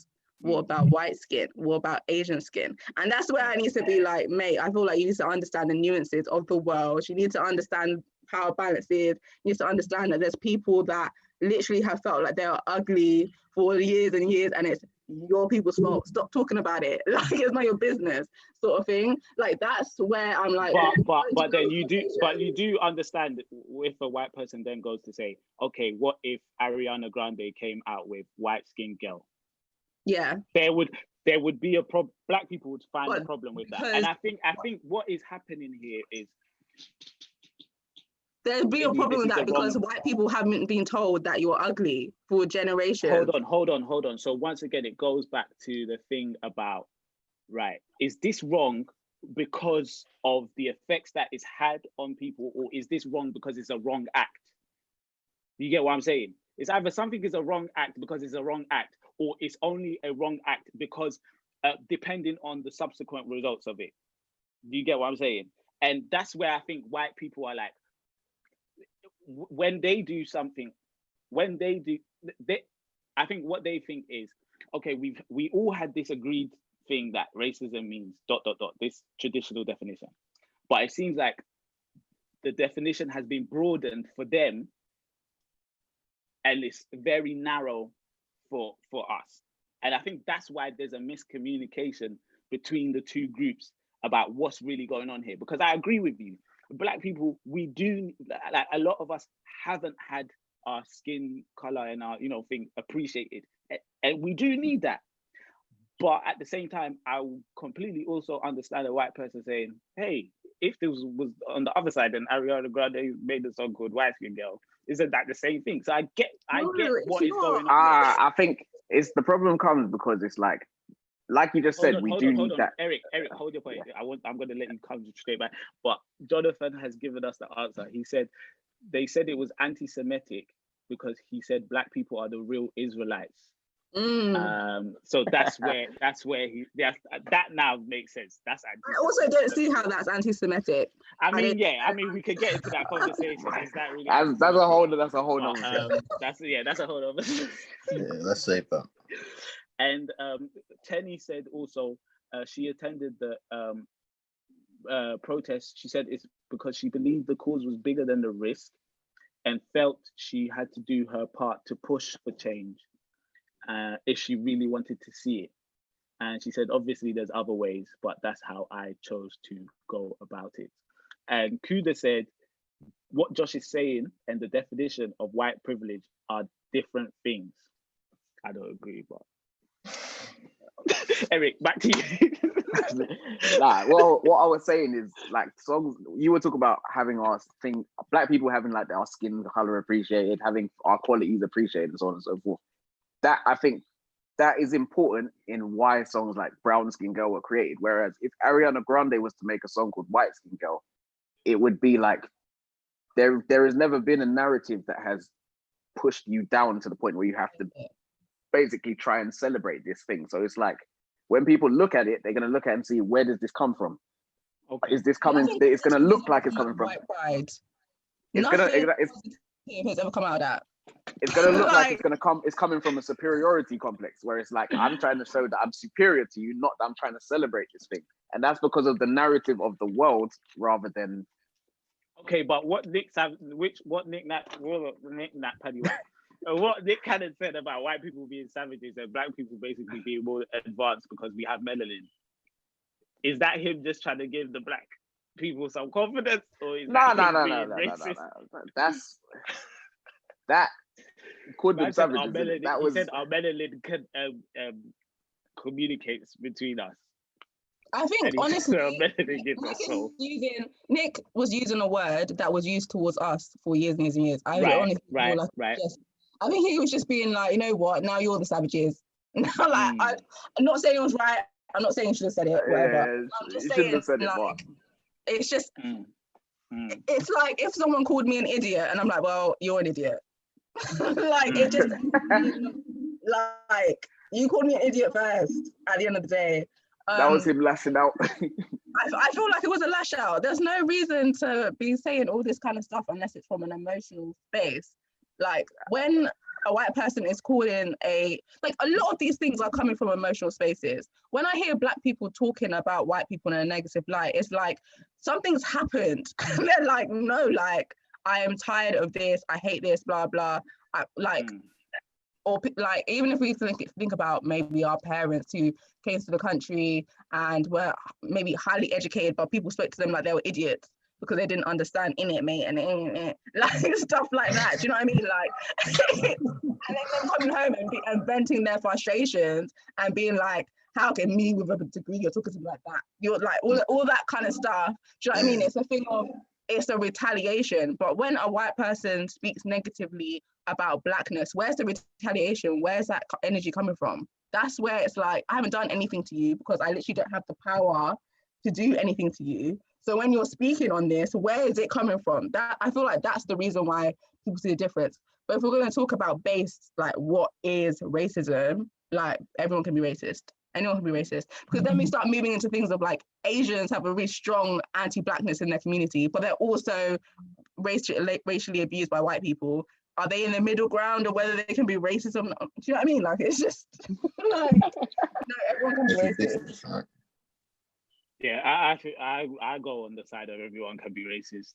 If you want to be racist, do your thing. If you don't want to be racist, don't do that. Just don't be racist. Racist.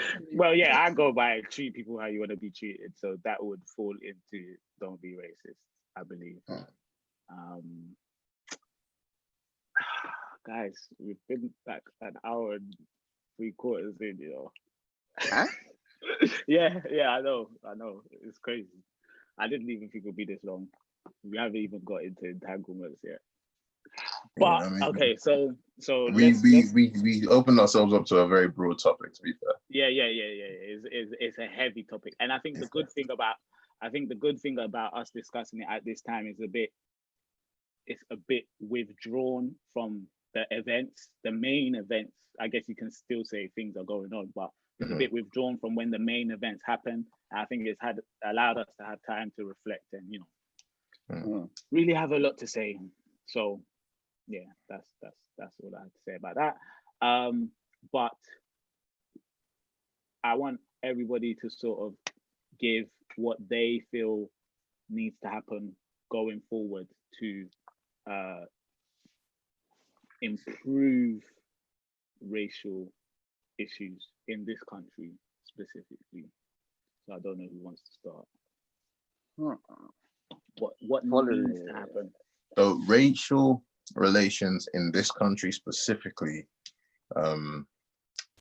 racial relations or racial issues, issues or relations is it's not overt like it is in America, for example, because it can be quite covert. We need to address what systems facilitate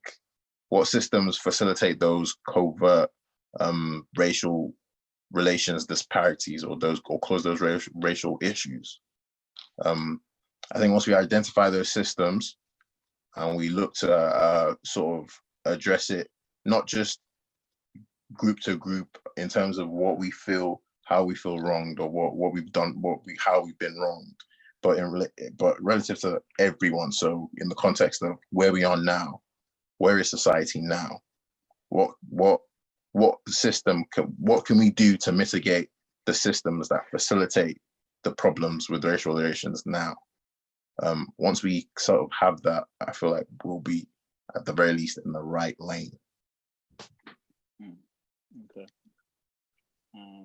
Should I go next, or do one of you guys want to go next? Shoot.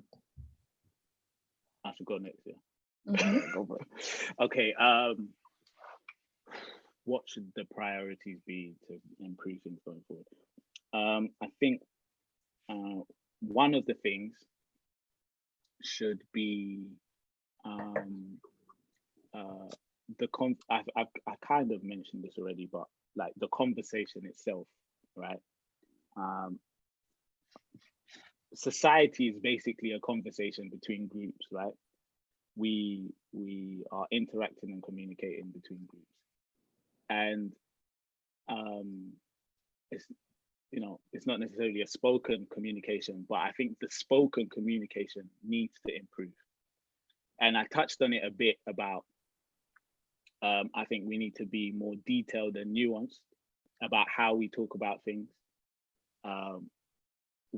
regardless of what racial group it is, not just Black people. We need to understand the differences within racial groups.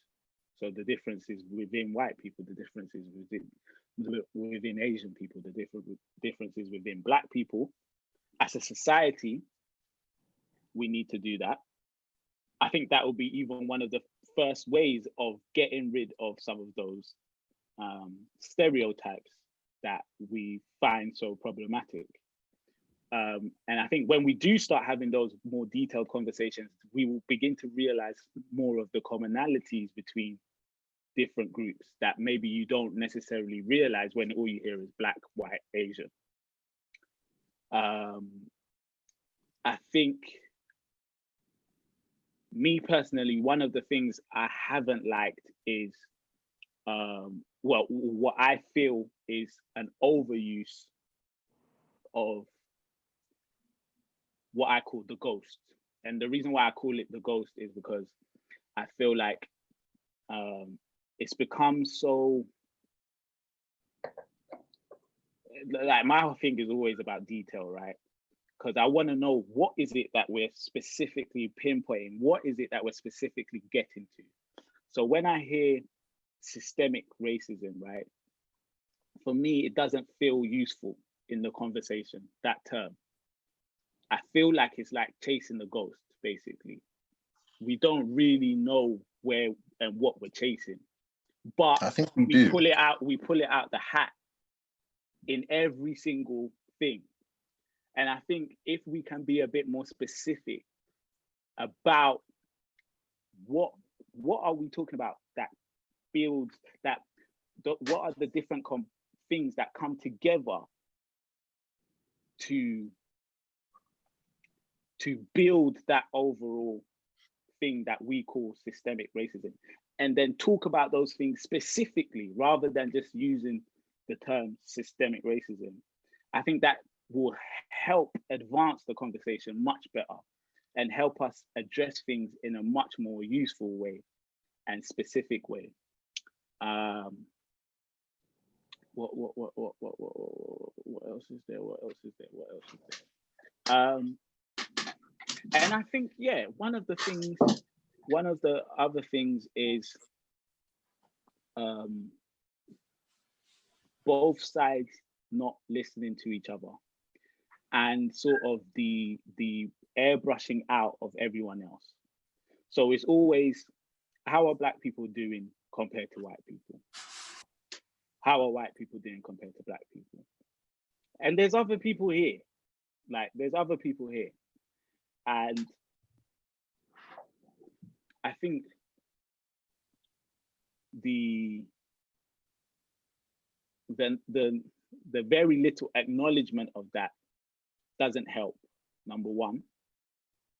And then the communication between the two groups.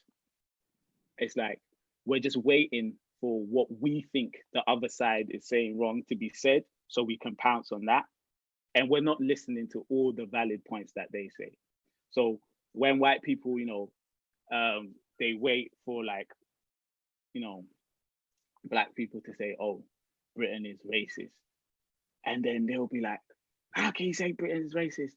We're the most welcoming country in Europe.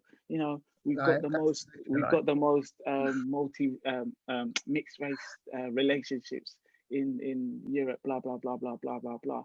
So then they just start rattling off, right? They just start saying their script.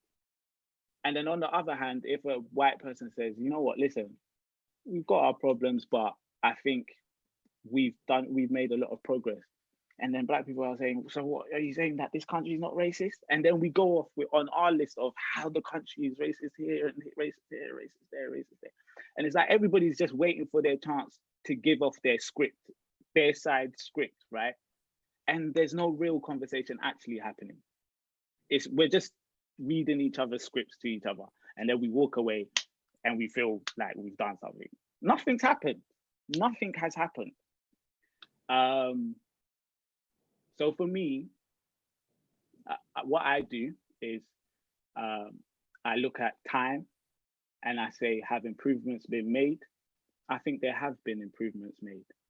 And so what does that do for me? That gives me hope that improvements can continue to be made because they've been made before. So I don't see why it's impossible to continue making improvements. And I think if everybody had that mindset and everybody was open to hearing the other side without already predetermining what they're going to hear from the other side and what they're going to listen to from the other side and what they're going to conveniently not acknowledge, we will have a better conversation. So that's what I think we can do. I think for me, my thing is always not just the changing of systems, but the changing of people, because at the end of the day, it's people that implement systems. It's like following you said earlier, you don't really feel like the Black Lives Matter movement had much lasting change. I kind of I agree and I disagree. So in the sense that maybe you don't see things like I haven't seen any major laws passed or legislations or anything like that that overtly, like blatantly change things, but the whole movement, the whole incident, everything that's gone on has opened up people having conversations. So Joel, you spoke earlier about going back and learning about like Black people, learn about history, learn about our country, learn about where we come from.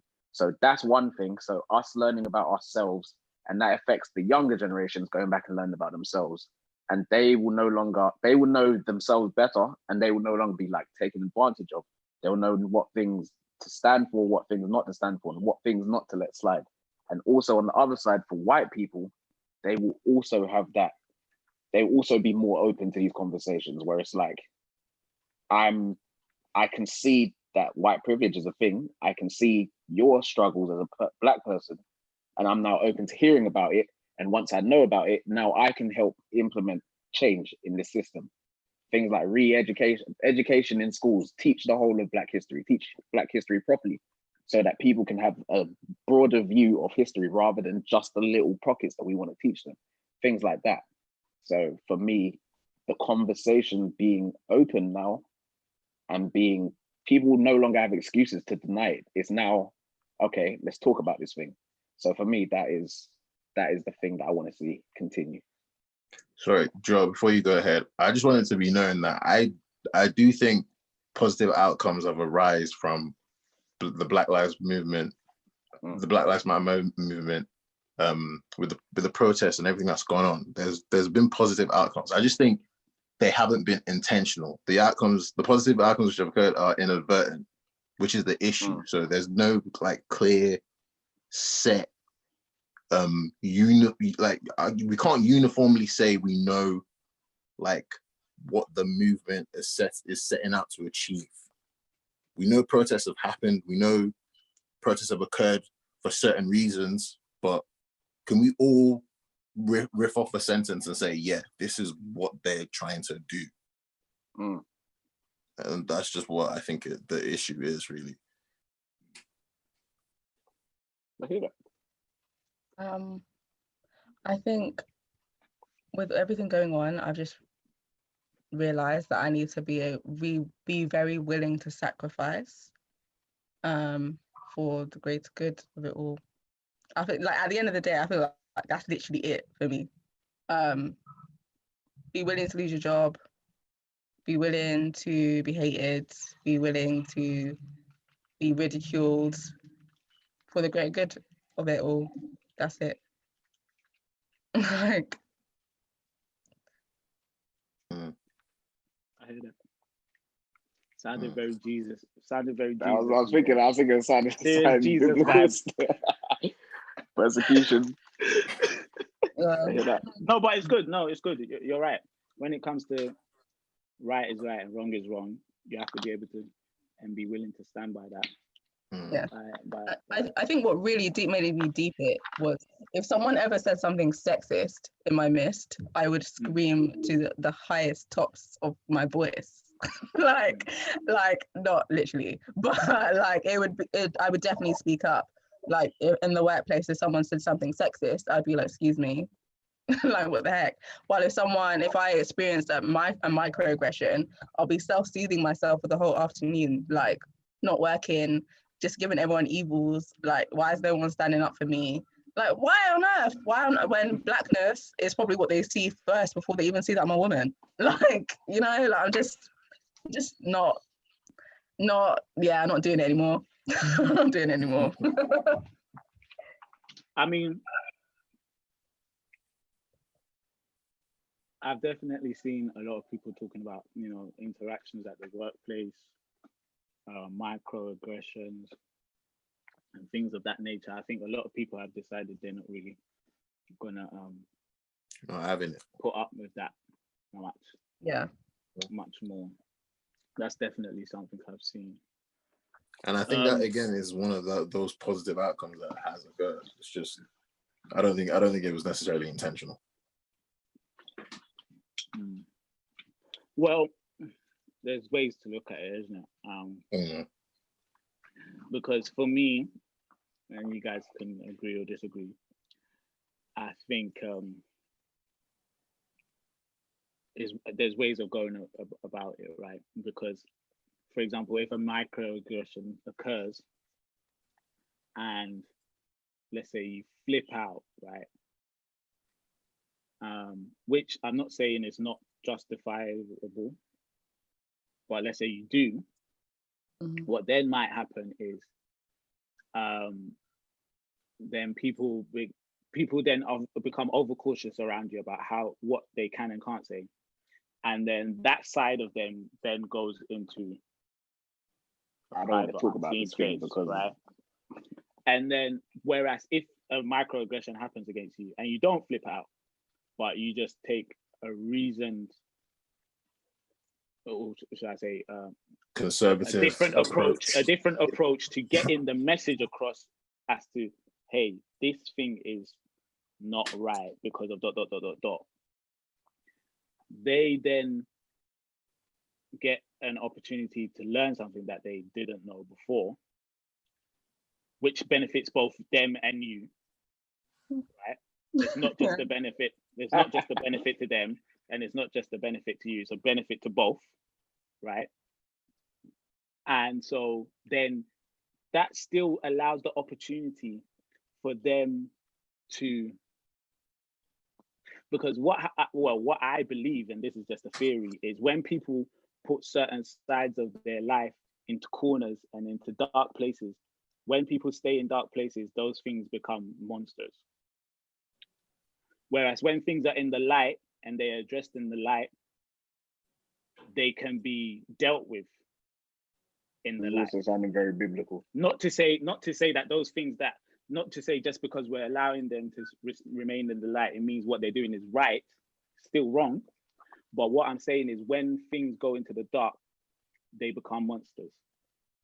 And so one of the things that can help bring more of these things to the light so we can start revealing and showing these people, hey, this is what you do.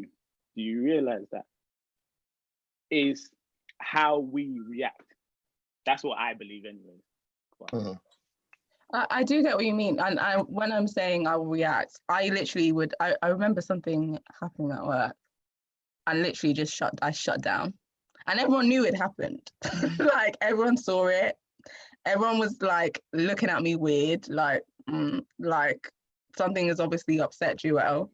And I even took a 2-hour lunch. I literally I misbehaved the whole day. And no one said anything to me, which if I'm actually thinking about it, what wasn't the best way to address it? I should have said, what are you talking about? Like, what explain that to me. Why did you say that? What does that mean? I should have addressed it. And maybe had a teachable moment. At the end of the day, I think there's a lot of fear around it. I think people don't want to be looked at as if they're the problem. But at the end of the day, Black people have been assimilating every day since they've walked into their nursery and realized that people don't look at them and people look at them weird. Little kids are getting stupid comments about their teachers being surprised that they're bleeding red. So things like that. And that's not eons ago. Literally that report, I remember that coming out. I remember that being in the news. So this isn't a old thing. People genuinely are still ignorant. So people need to just realize don't be afraid, speak up. There's so many things happening where businesses are really are trying to be a lot more inclusive. And at the end of the day, if that company doesn't want you, there are companies that do and are trying to do something right now. And it was literally just from a numbers basis, just from a business basis, it makes sense to be an inclusive business, just from making how you make money. So at the end of the day, if you got to lose that job, if you got to stand up, if you got, because even all of these minor things, you don't have to be a person screaming and shouting, standing on top of a table to lose your job. That's all. You just have to look like you're a nuisance. You have to make people slightly uncomfortable a few times.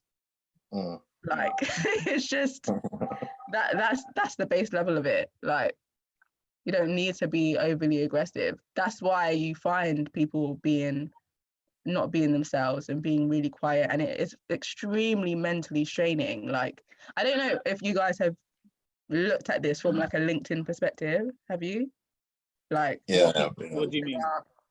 Huh? In what sense? Just like how people are now talking about race from a business perspective, and also on business platforms where employers are seeing you. Like, it's quite refreshing, for one, to see, and it's also interesting to see white people discovering things that we would think as obvious to be seen, and someone else, like, literally, I think I saw a post the other day where someone who's a manager, very, very senior, was like, they didn't understand that overly focusing on a Black female's appearance would make her extremely uncomfortable, even though she's also a woman and wouldn't like that sort of attention every day. Like, and genuinely, she was apologizing to all of her like female colleagues that she's just made feel uncomfortable for unnecessary things. So like, I'm not gonna lie. Like, go on. It's just things like that. I think it's interesting just from a business perspective to see people acknowledging that, because people spend so much time at work. That's true. Spend basically more time at work than at home, at least awake. Yeah. All right, cool. I think we've all said what we think needs to happen going forward to improve things. So that brings us to entanglements. We need to detangle the subject of entanglement. Because in the past, I still remember where I was when I saw the Red Table Talk link come up on my screen. I was D-Day for you, huh? No, I really wanted to know what was going on because I was so confused. And I opened the link, and obviously Jada's sitting there, Will's sitting there. No mom, no Willow, nobody, just the two of them. I said, oh, this is different. So no mediators, nothing like that. And Will is sitting in an awkward position, you know. Bear in mind, Will Smith was my childhood hero. Yeah, that I still remember the day my dad brought home Men in Black 2 on video cassette, right? Yeah. What about the first thing, bro? I'm trying to. I don't remember Men in Black. I don't remember him bringing Men in Black 1 home, but I remember him bringing Men in Black 2. And was it Men in Black 1? It was one of them. I think it was one, actually. It was one. It was one, man. Yeah, it was one. So yeah, Will Smith is like, I love that guy, but just to see him like that, it was weird. Like, he was kind of going outside, huh? Like I was looking at him, and he looked like he was just looking at Jada like, I told you, get your shit together. I think you saw a much more vulnerable side of him than you're used to seeing, because I've never seen a man laid bare like that. He wasn't even talking. For most. What can you say? What can you say? Right, and then Jada had her legs crossed on the chair, bro. That's crazy. That's wild. That's wild. I'm not gonna lie, I do that in it, so. She starts going off, and then obviously this was weird. I don't know what you guys think, but I feel like each party had a completely different picture of what was going on at that time. Yeah. Do you think they were all on the same page? Yeah, no, I think there was definitely cognitive dissonance between how Will thought that would play out. What we have to even ask ourselves first and foremost is, do we believe what they came to say on that Red Table? or do you think that's a cover-up story? Yeah, like. Wait, did you know anything prior to the Red Table talk, or was that I'd your heard first rumors. experience? I've heard rumors for a long time that they had a special relationship. They had special I think we conditions all to were their relationship. aware of this. You get I what I'm saying? honestly So feel like people are looking at things through their own lenses of how they would deal with situations, and they are projecting onto that couple. I genuinely believe that. Because all of this, he was looking so sad. He was looking at her. He went like, outside, but I don't. Bro, He was going outside. have you seen the meme of Will's face? You know that old school with you know the Michael Jordan thing where he's crying. Will is the new that is the equivalent. Will is that now. He's that meme, and that meme is him. That's pain in his face. That's not tiredness or anything else. Did he look comfortable? Did he look comfortable? Genuinely, and this, like, people got onto me so much about it. So I know already I'm probably gonna have a very different opinions to all of you. But I watched the video, I said that was so cute. Like, genuinely, I was like, this is the sweetest thing I've seen in a very long time. So let's just continue the conversation, innit? Wait, sorry. Which part was sweet?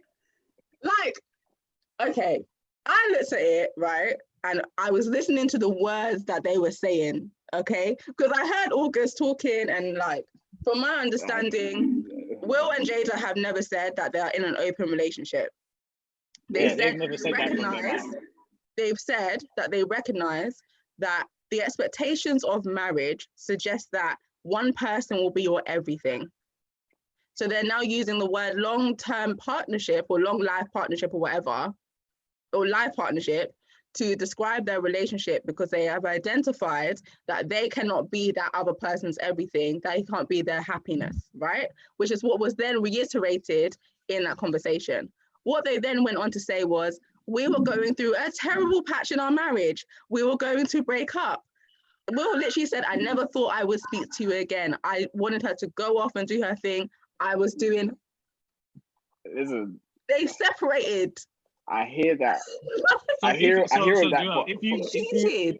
So if you separated in your marriage, would you start a new relationship? If what, sorry? If you separated in your own marriage, would you start a new relationship? Why not? Without having it officially like done. In my heart of hearts, I feel like that husband's no longer my husband. You feel like the chances of things getting back together are very low. And I meet someone that I like. Listen. Why would I not? Why should my husband stand in front of my destiny? That doesn't make any sense. Listen, for me, I take a football approach. You play to the whistle with it. So if it's not done, then it's not done. You can't. Not because I get what you're saying. Don't block your own happiness. Don't let your husband block your happiness. If that relationship is truly ending. But my question is it truly ending? If it hasn't ended, is it truly ending? So now look at the predicament they find themselves in, because she thought it was. What they were saying, and I feel like people need to, every conversation I've had with people, they're like, okay, let's rewatch the video. And I'm like, okay, let's rewatch it. And we go through it, and I'm like, what did they say? What did they actually say? Are you really taking what they said? Do you really believe what they said? Why should I'm not going to judge people off what I think is happening. I'm just going to judge off what they're saying to me. Fair enough, but I'm just saying what they said certain things, and it's like, so for instance, Jada, she thought the marriage was coming to an end, and now look at the predicament they find themselves in. She thought that, and she was wrong. Yeah. So now it's like, now we have this situation. So I'm saying, if you play to the whistle, then there is no, that you don't get these kind of situations. People that we're talking about, like, this is where I get really like, I was very confused by the TL. I was very, very confused, because I was like, you people that are cheating on each other, you cannot commit, you cannot keep up your pan, you cannot do anything to even get to marriage. So this is the thing. I was saying this to Josh a while back about what I suspect that whole Red Table Talk episode was. Even though they never actually said that they were in an open relationship, I think what I assume is that they were. And I think from perspective, they didn't want it to look like they'd bastardized their relationship to such an extent that, you know, it just looked alien to the audience. So what that whole episode was them trying to like just mitigate and save face. Yeah. But that's then what I think it was. If they were in an open relationship, this whole idea that Will was so upset, the more he wasn't then. No, I think Will was genuinely upset. I think he was upset. I think he was. I think he was hot. He was hot. I can't hear what you guys are saying. Will was hot in that episode as he sat there, listened to his wife talk about how she engaged in what she engaged in. He was hot. Why would he be hot if he's in an open relationship? No, I think he was angry because she made the wrong decision and got with someone. No, yes, exactly. He didn't pick well. That's why because he was also traveling the world. If you want to look back 4 years ago, see what Will Smith was doing. Will Smith was never home. If I'm being honest, Will Smith was probably he was probably doing his own thing, but the problem is Jada is the one who got her mess caught up in the media, and that for Will, whether you knew it was going on or not, that's embarrassing. That's hurtful, man. Why is it embarrassing if you're in an open relationship? That's what I'm trying to state. Because even though they say, even let's say behind the scenes they're in an open relationship, some people assume that they're in an open relationship, but a lot of people don't. Whatever. But to the public, I personally don't think they are. I don't know. I don't think they are anymore. I don't think they are to the public, it just looks messy. It looks embarrassing on Will's side. No matter how you look at it, it looks embarrassing on his side. Yeah, that's why all the memes. There's only memes about him. There's no way you cut the cake and it looks just like because of the way that people look at men and women and that's what I'm saying, and that's what he feels when he's sitting there. He feels all of that, and that's painful. Remember, Will is still a guy from Philly. Like, no matter how successful he is, no matter how much money he is, he's just a regular guy from Philly. Like, this is hurting him. This is hurting him, honestly, and it hurts me to see him like that. It would have hurt me to see any man in that same situation. I honestly feel like people are watching it and they're like, if it was me, and that's what all this emotion is coming from. No. It's not if it was me. Well, it's if it was me in terms of like you didn't keep things tidy and it was just a mess. But if you come to agreement between yourselves, I'm not. That's your own business. Yeah, but I can completely understand if one of the parties feel like, hey, you let the team down. You let them down. You stepped out. Yeah, fine. Like, no, if you're gonna be in an open relationship that isn't like a polyamorous relationship, for example, where you have another person and it's open or whatever, like everyone knows that's the case. It's just that you do your thing outside and you come back in. I can understand how that would be embarrassing. What I didn't get from the conversation, like the Twitter conversations, was people were being very aggressive. People were like, she is a terrible person. She cheated on Will. She did this, she did that. And I was like, didn't nobody watch this video? Like, they were having a very calm conversation where they were like, yeah, we broke up. She got into an entanglement, which I get everyone found that funny that she used that word. But at the end of the day, if she's in a situationship, people would have been like, oh, okay, I know what you mean. Like, it's just because we haven't heard the word before. Like I honestly believe that she gave that relationship a label that she felt comfortable with. Was appropriate. She feel comfortable using the word relationship, probably because of just what it was. She was in pain. Her marriage is about to end. She thought, young buck is making me feel good about myself. Okay, great. Do you know what? You're saying that, but like, one of my friends kind of opened me up to another point of view. I wasn't really thinking about it myself, but it was like in that talk, they referred to August bare times as unwell. He was unwell. He was sick. He was unwell. Yeah. And my friend basically said she picked up in the while she was watching it, and she was like, wait.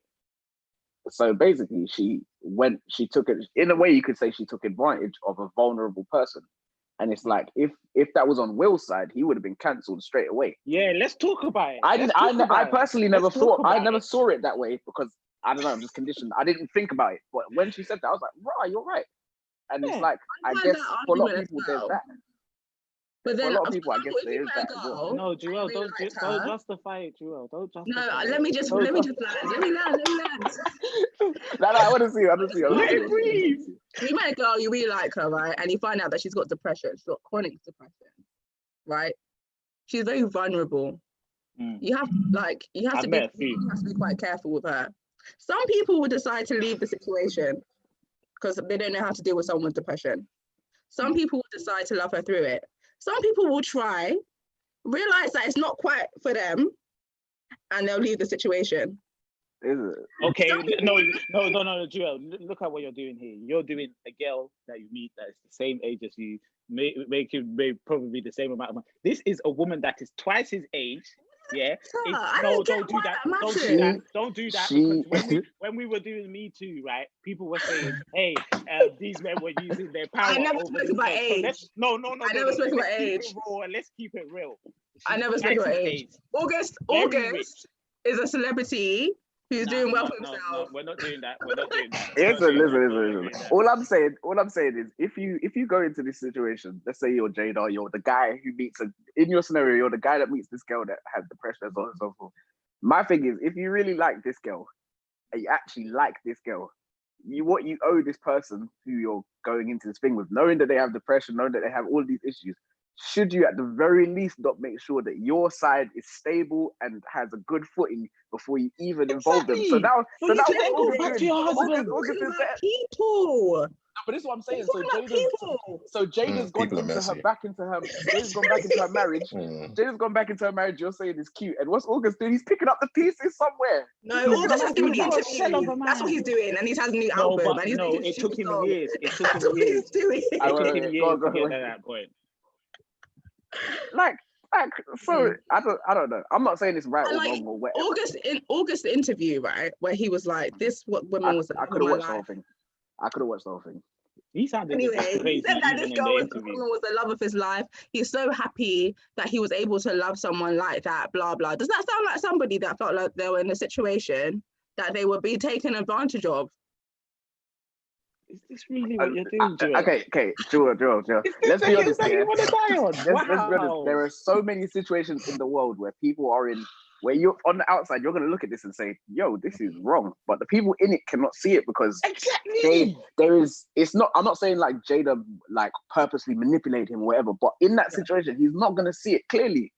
He's not going to see it clearly. He was not mentally there to see it clearly. To see what? What did she do? So in the he's literally been used. Used for what? As a slave. He literally filled a gap. No, okay, I'm not going that far. So did he thought? So listen to what he's saying. What did Jada Pinkett use him for? Oh, listen to what he's saying. He said. Listen to what he's saying. He said, "I felt she was the love of my life." Yes. What now? Where is she now? Now she's back with her husband. She's living happy. Exactly. So all she did was use him. I'm not saying it was purposeful, but she was involved in filling. She used him to fill a gap in her life at that time. And then when she was done, it was like, all right, back to my husband. It was fun, but people are people. Like, this is what I do.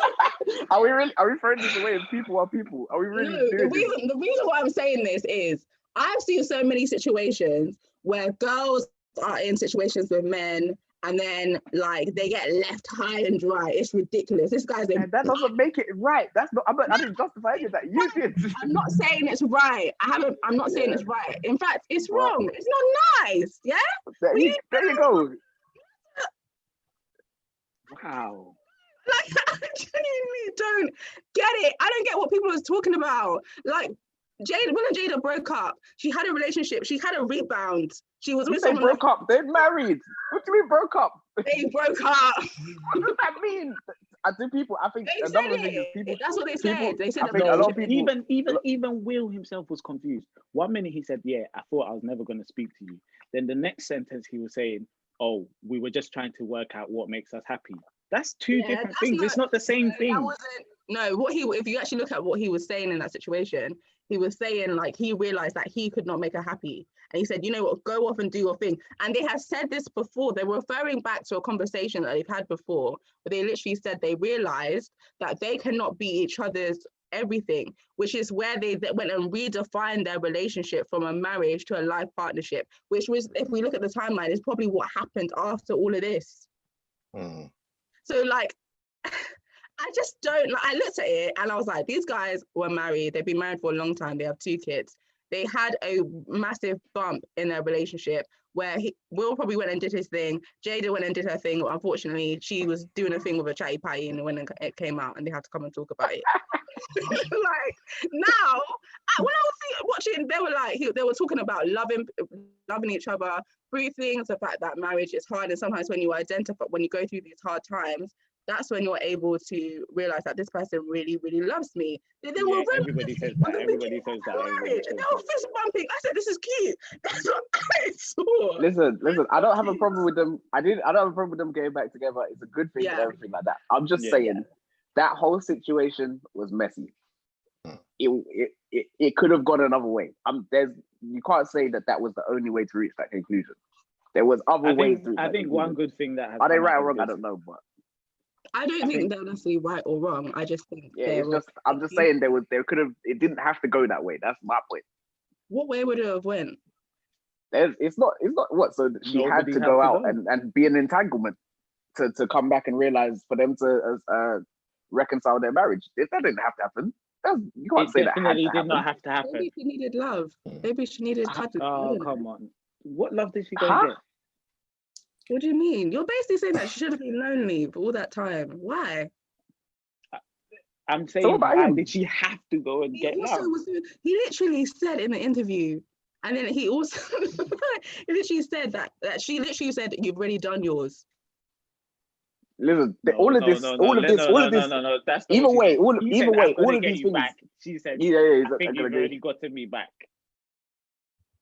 That's not the same. We don't know. You don't know what that means. You said you don't want to put words in people's mouths, so let's not put. He what? Like, what else could he have done to get her back? Listen, we don't know. Let's not assume, innit? I can only go off of what is there. Listen, I haven't assumed anything. I've said everything that I saw in front of me. Okay. I think one good thing has happened is people have stopped idolizing celebrity relationships. They haven't stopped. Much. That won't ever stop entirely. They're just chatting. Okay, not everyone. Entirely, yeah. I've seen a lot of people acknowledge that. Hey, you know what?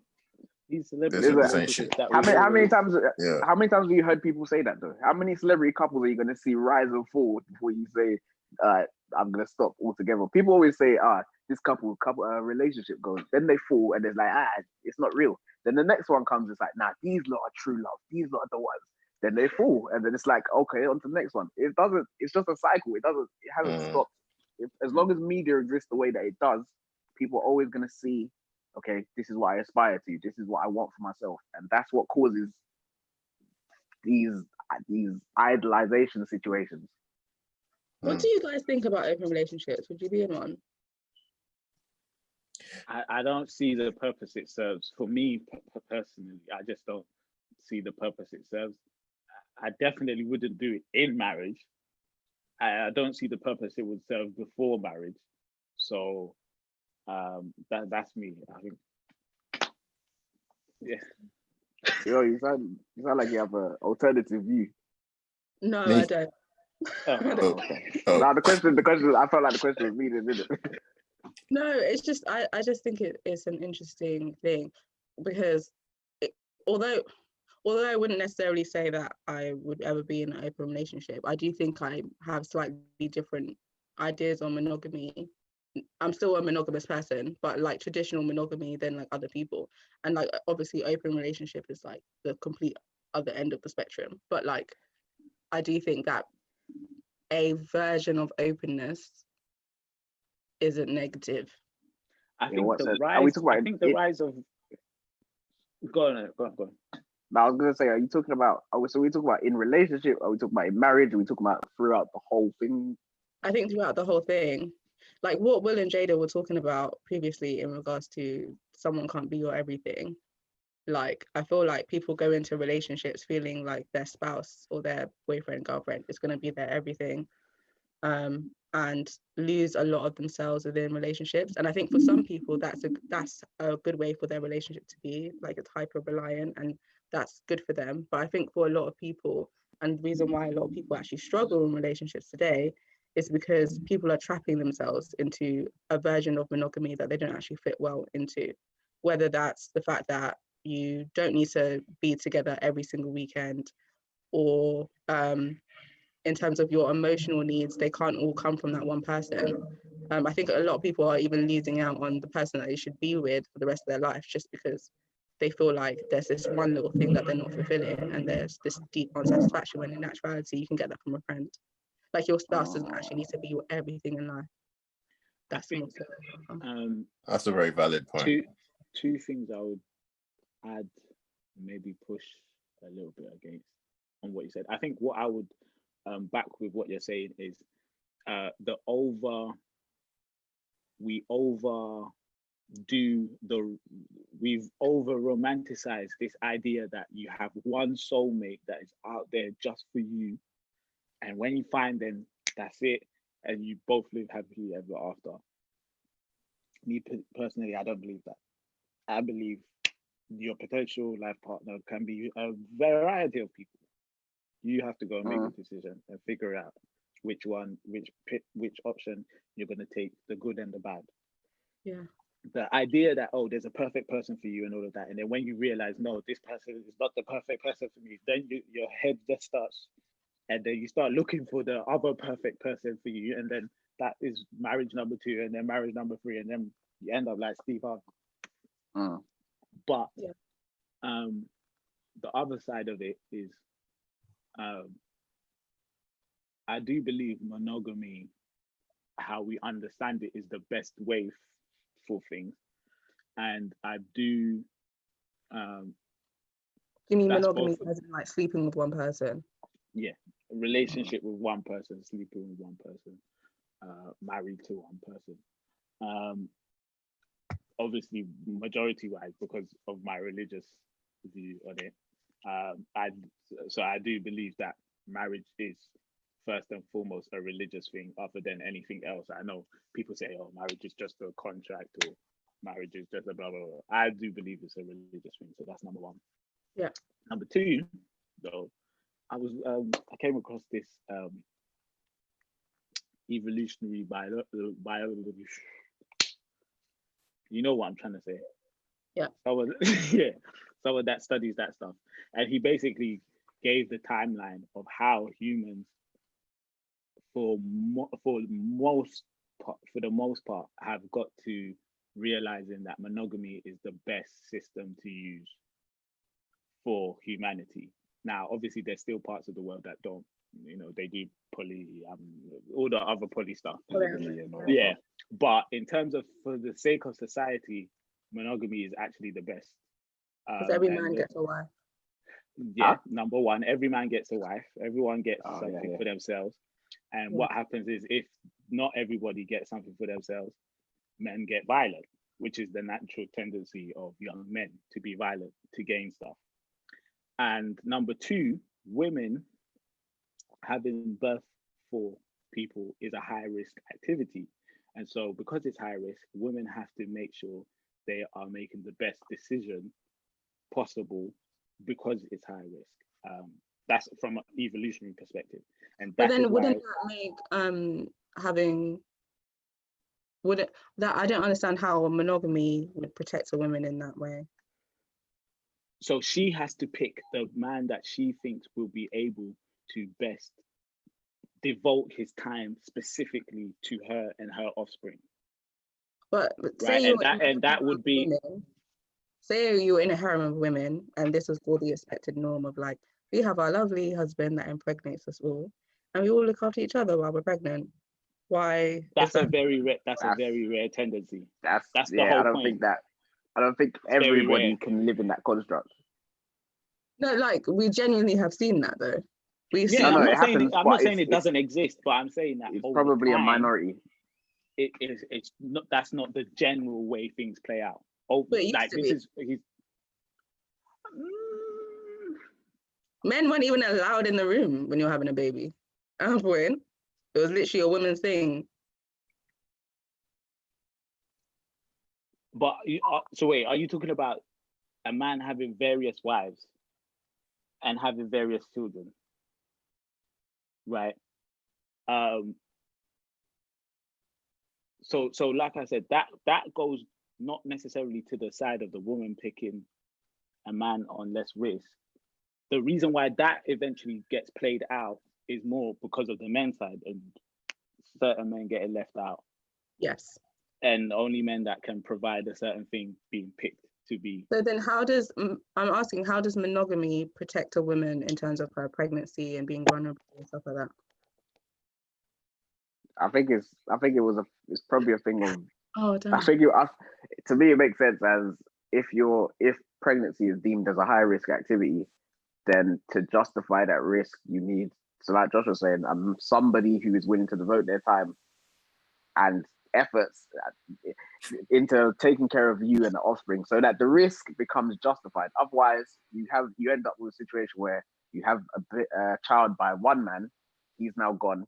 Yeah. So now you go and have a child with another man, he's gone. You have a child with another man, he's gone, and you're going through this high risk activity over and over again without the justification for that risk, if that makes sense. I'm not saying this is what I believe, but I'm just saying I'm just wondering, because how is Following gonna duck from his own life?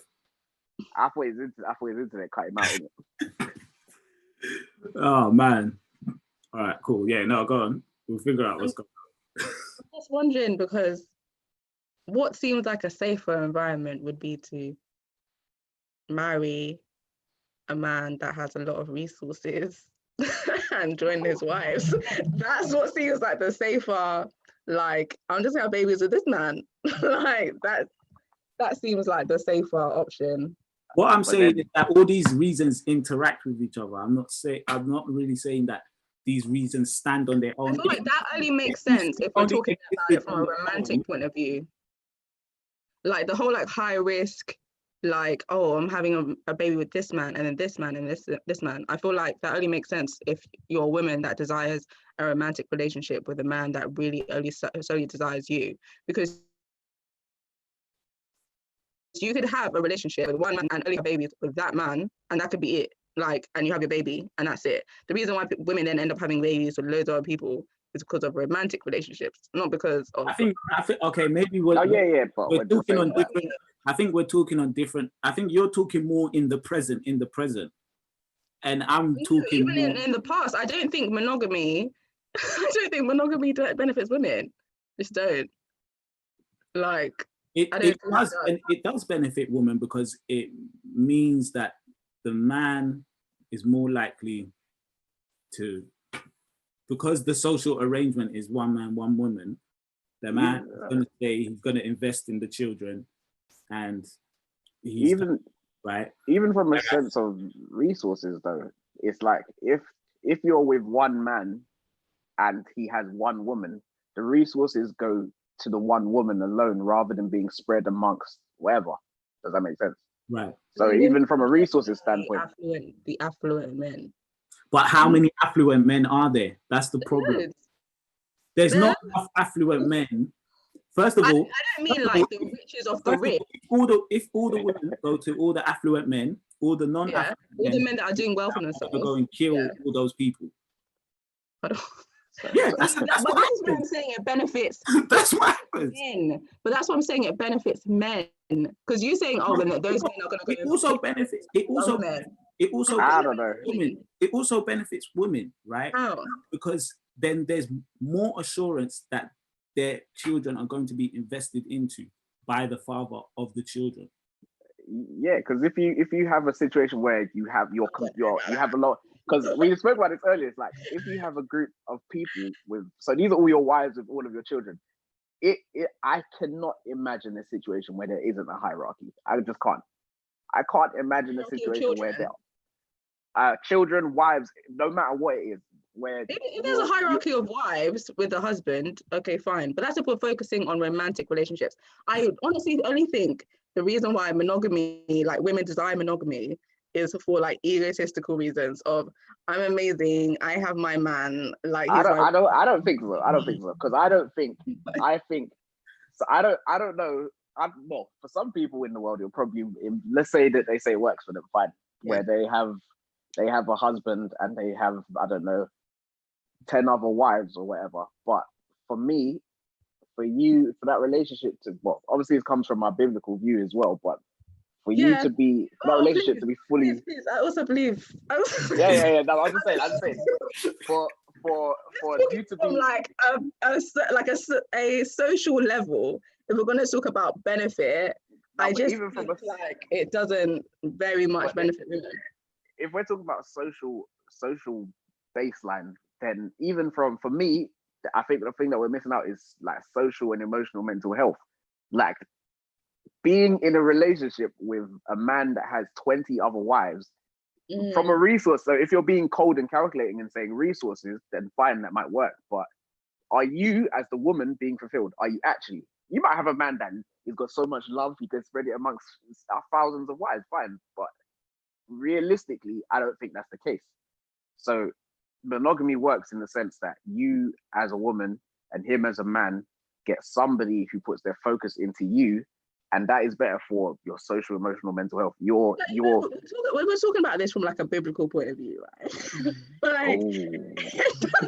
like in terms of like relationships in the Bible, and people, okay, we definitely know that not everyone had one wife. Even men of God didn't have one wife, and that like we can go into discussions of where like the idea of ministers or people that would now today be considered ministers being given being told that it's good for them to have one wife, and then we as Christians take that example to say because it's better to have one wife, we will have one wife.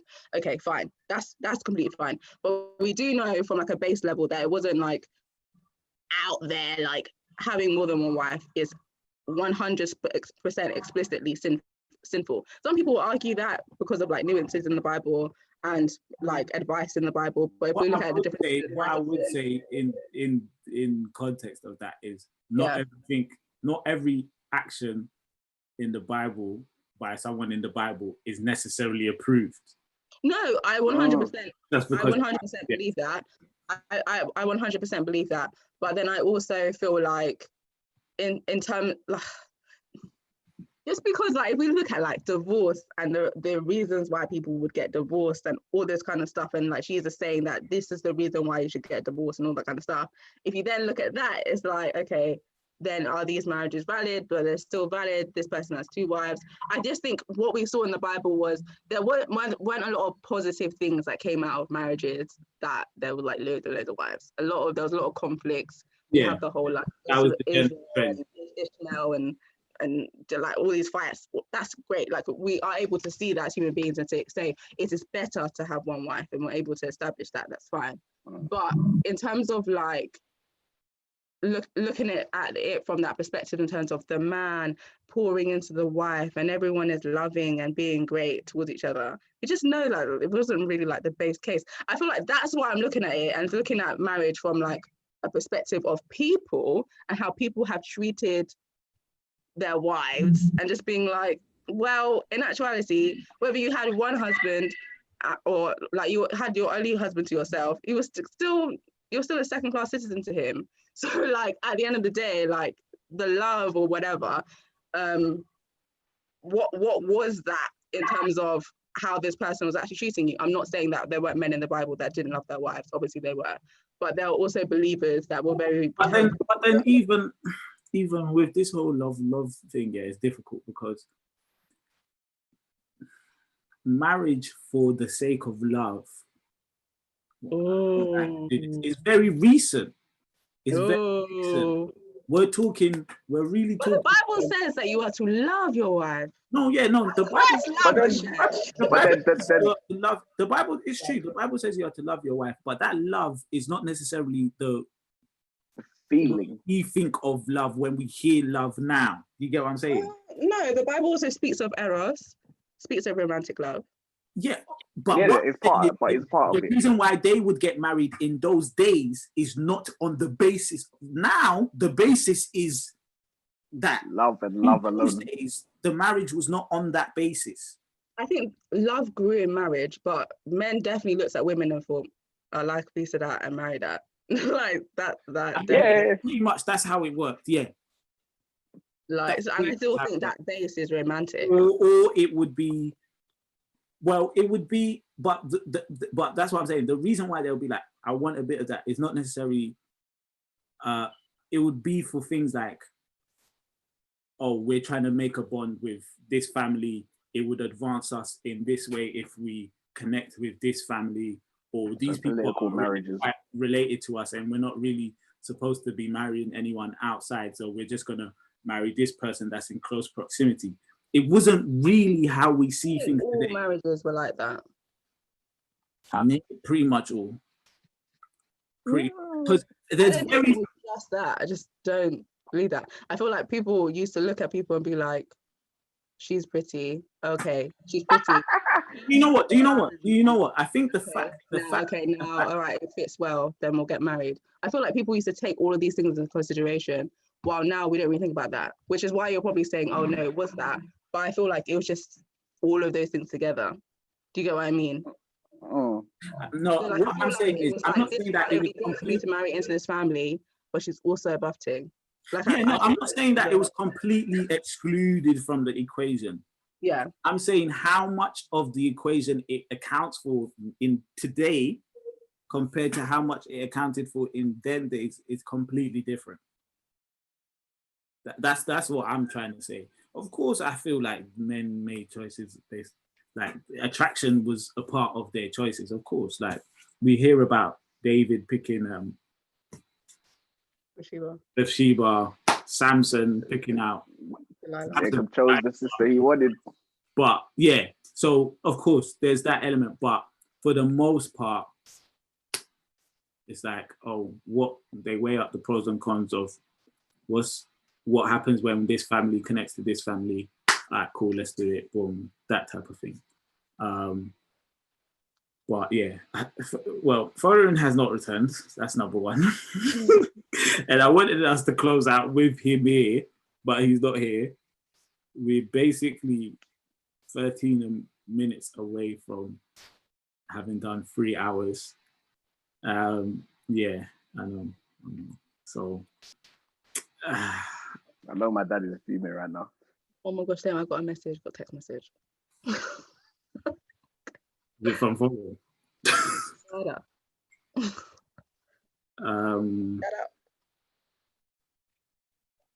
Okay, Eric, quickly plug yourself. Joel, plug yourself. What do you want people to know? What do you want them to follow? Quick. Oh, so, okay, my name's Eric. You already know me. So I have a fitness page, doing personal training, doing live workouts, fitness advice, and the @ is GoGo Fitness London. So London is LDN on Instagram. So follow that account, and yeah. Cool. Hi, I'm Joelle. I am currently working on building a community called Amplify, which focuses on creating events for the Black professional. And my first event on the 9th of August. So you can follow the page, I believe it's amplify.events on Instagram. And the first event is called Your Story, and it's on Zoom and it's free. There's only 30 spaces and 12 have already been taken. So hurry up, sign up. Okay, brilliant. I think his phone's died because I tried texting him and it's not even going through. So I know it's really sad, but we're just gonna have to wrap up without him. So guys, thank you for watching. Thank you for dropping your comments. We really appreciate it. I've really enjoyed this conversation. I think we've all had different views on all the subjects that we've talked about, but I think it's been really good to hear each other out and figure out where each other is coming from. And I believe we will have something similar again at some point. I don't know. We'll figure it out. Yeah, I think the Window podcast will return in a live format soon, but I could be wrong. But we'll see. Anyways, this has been great. This has been really enjoyable. I'm really tired. I've been sweating a lot. That's why I've been drinking this Lucozade. Now I'm going to take a break. Listen, bro, it's Pro Club Day, isn't it? Yeah. It's how I unwind. Thank you, Joel. Thank you, Eric. Thank you for joining me. Thank you, following wherever you are right now. And this has been the Window Podcast, our first ever live episode. Hopefully not our last. To be in your first live. Come on. All right, guys, watch it on YouTube. The stream's gonna end now. Bye.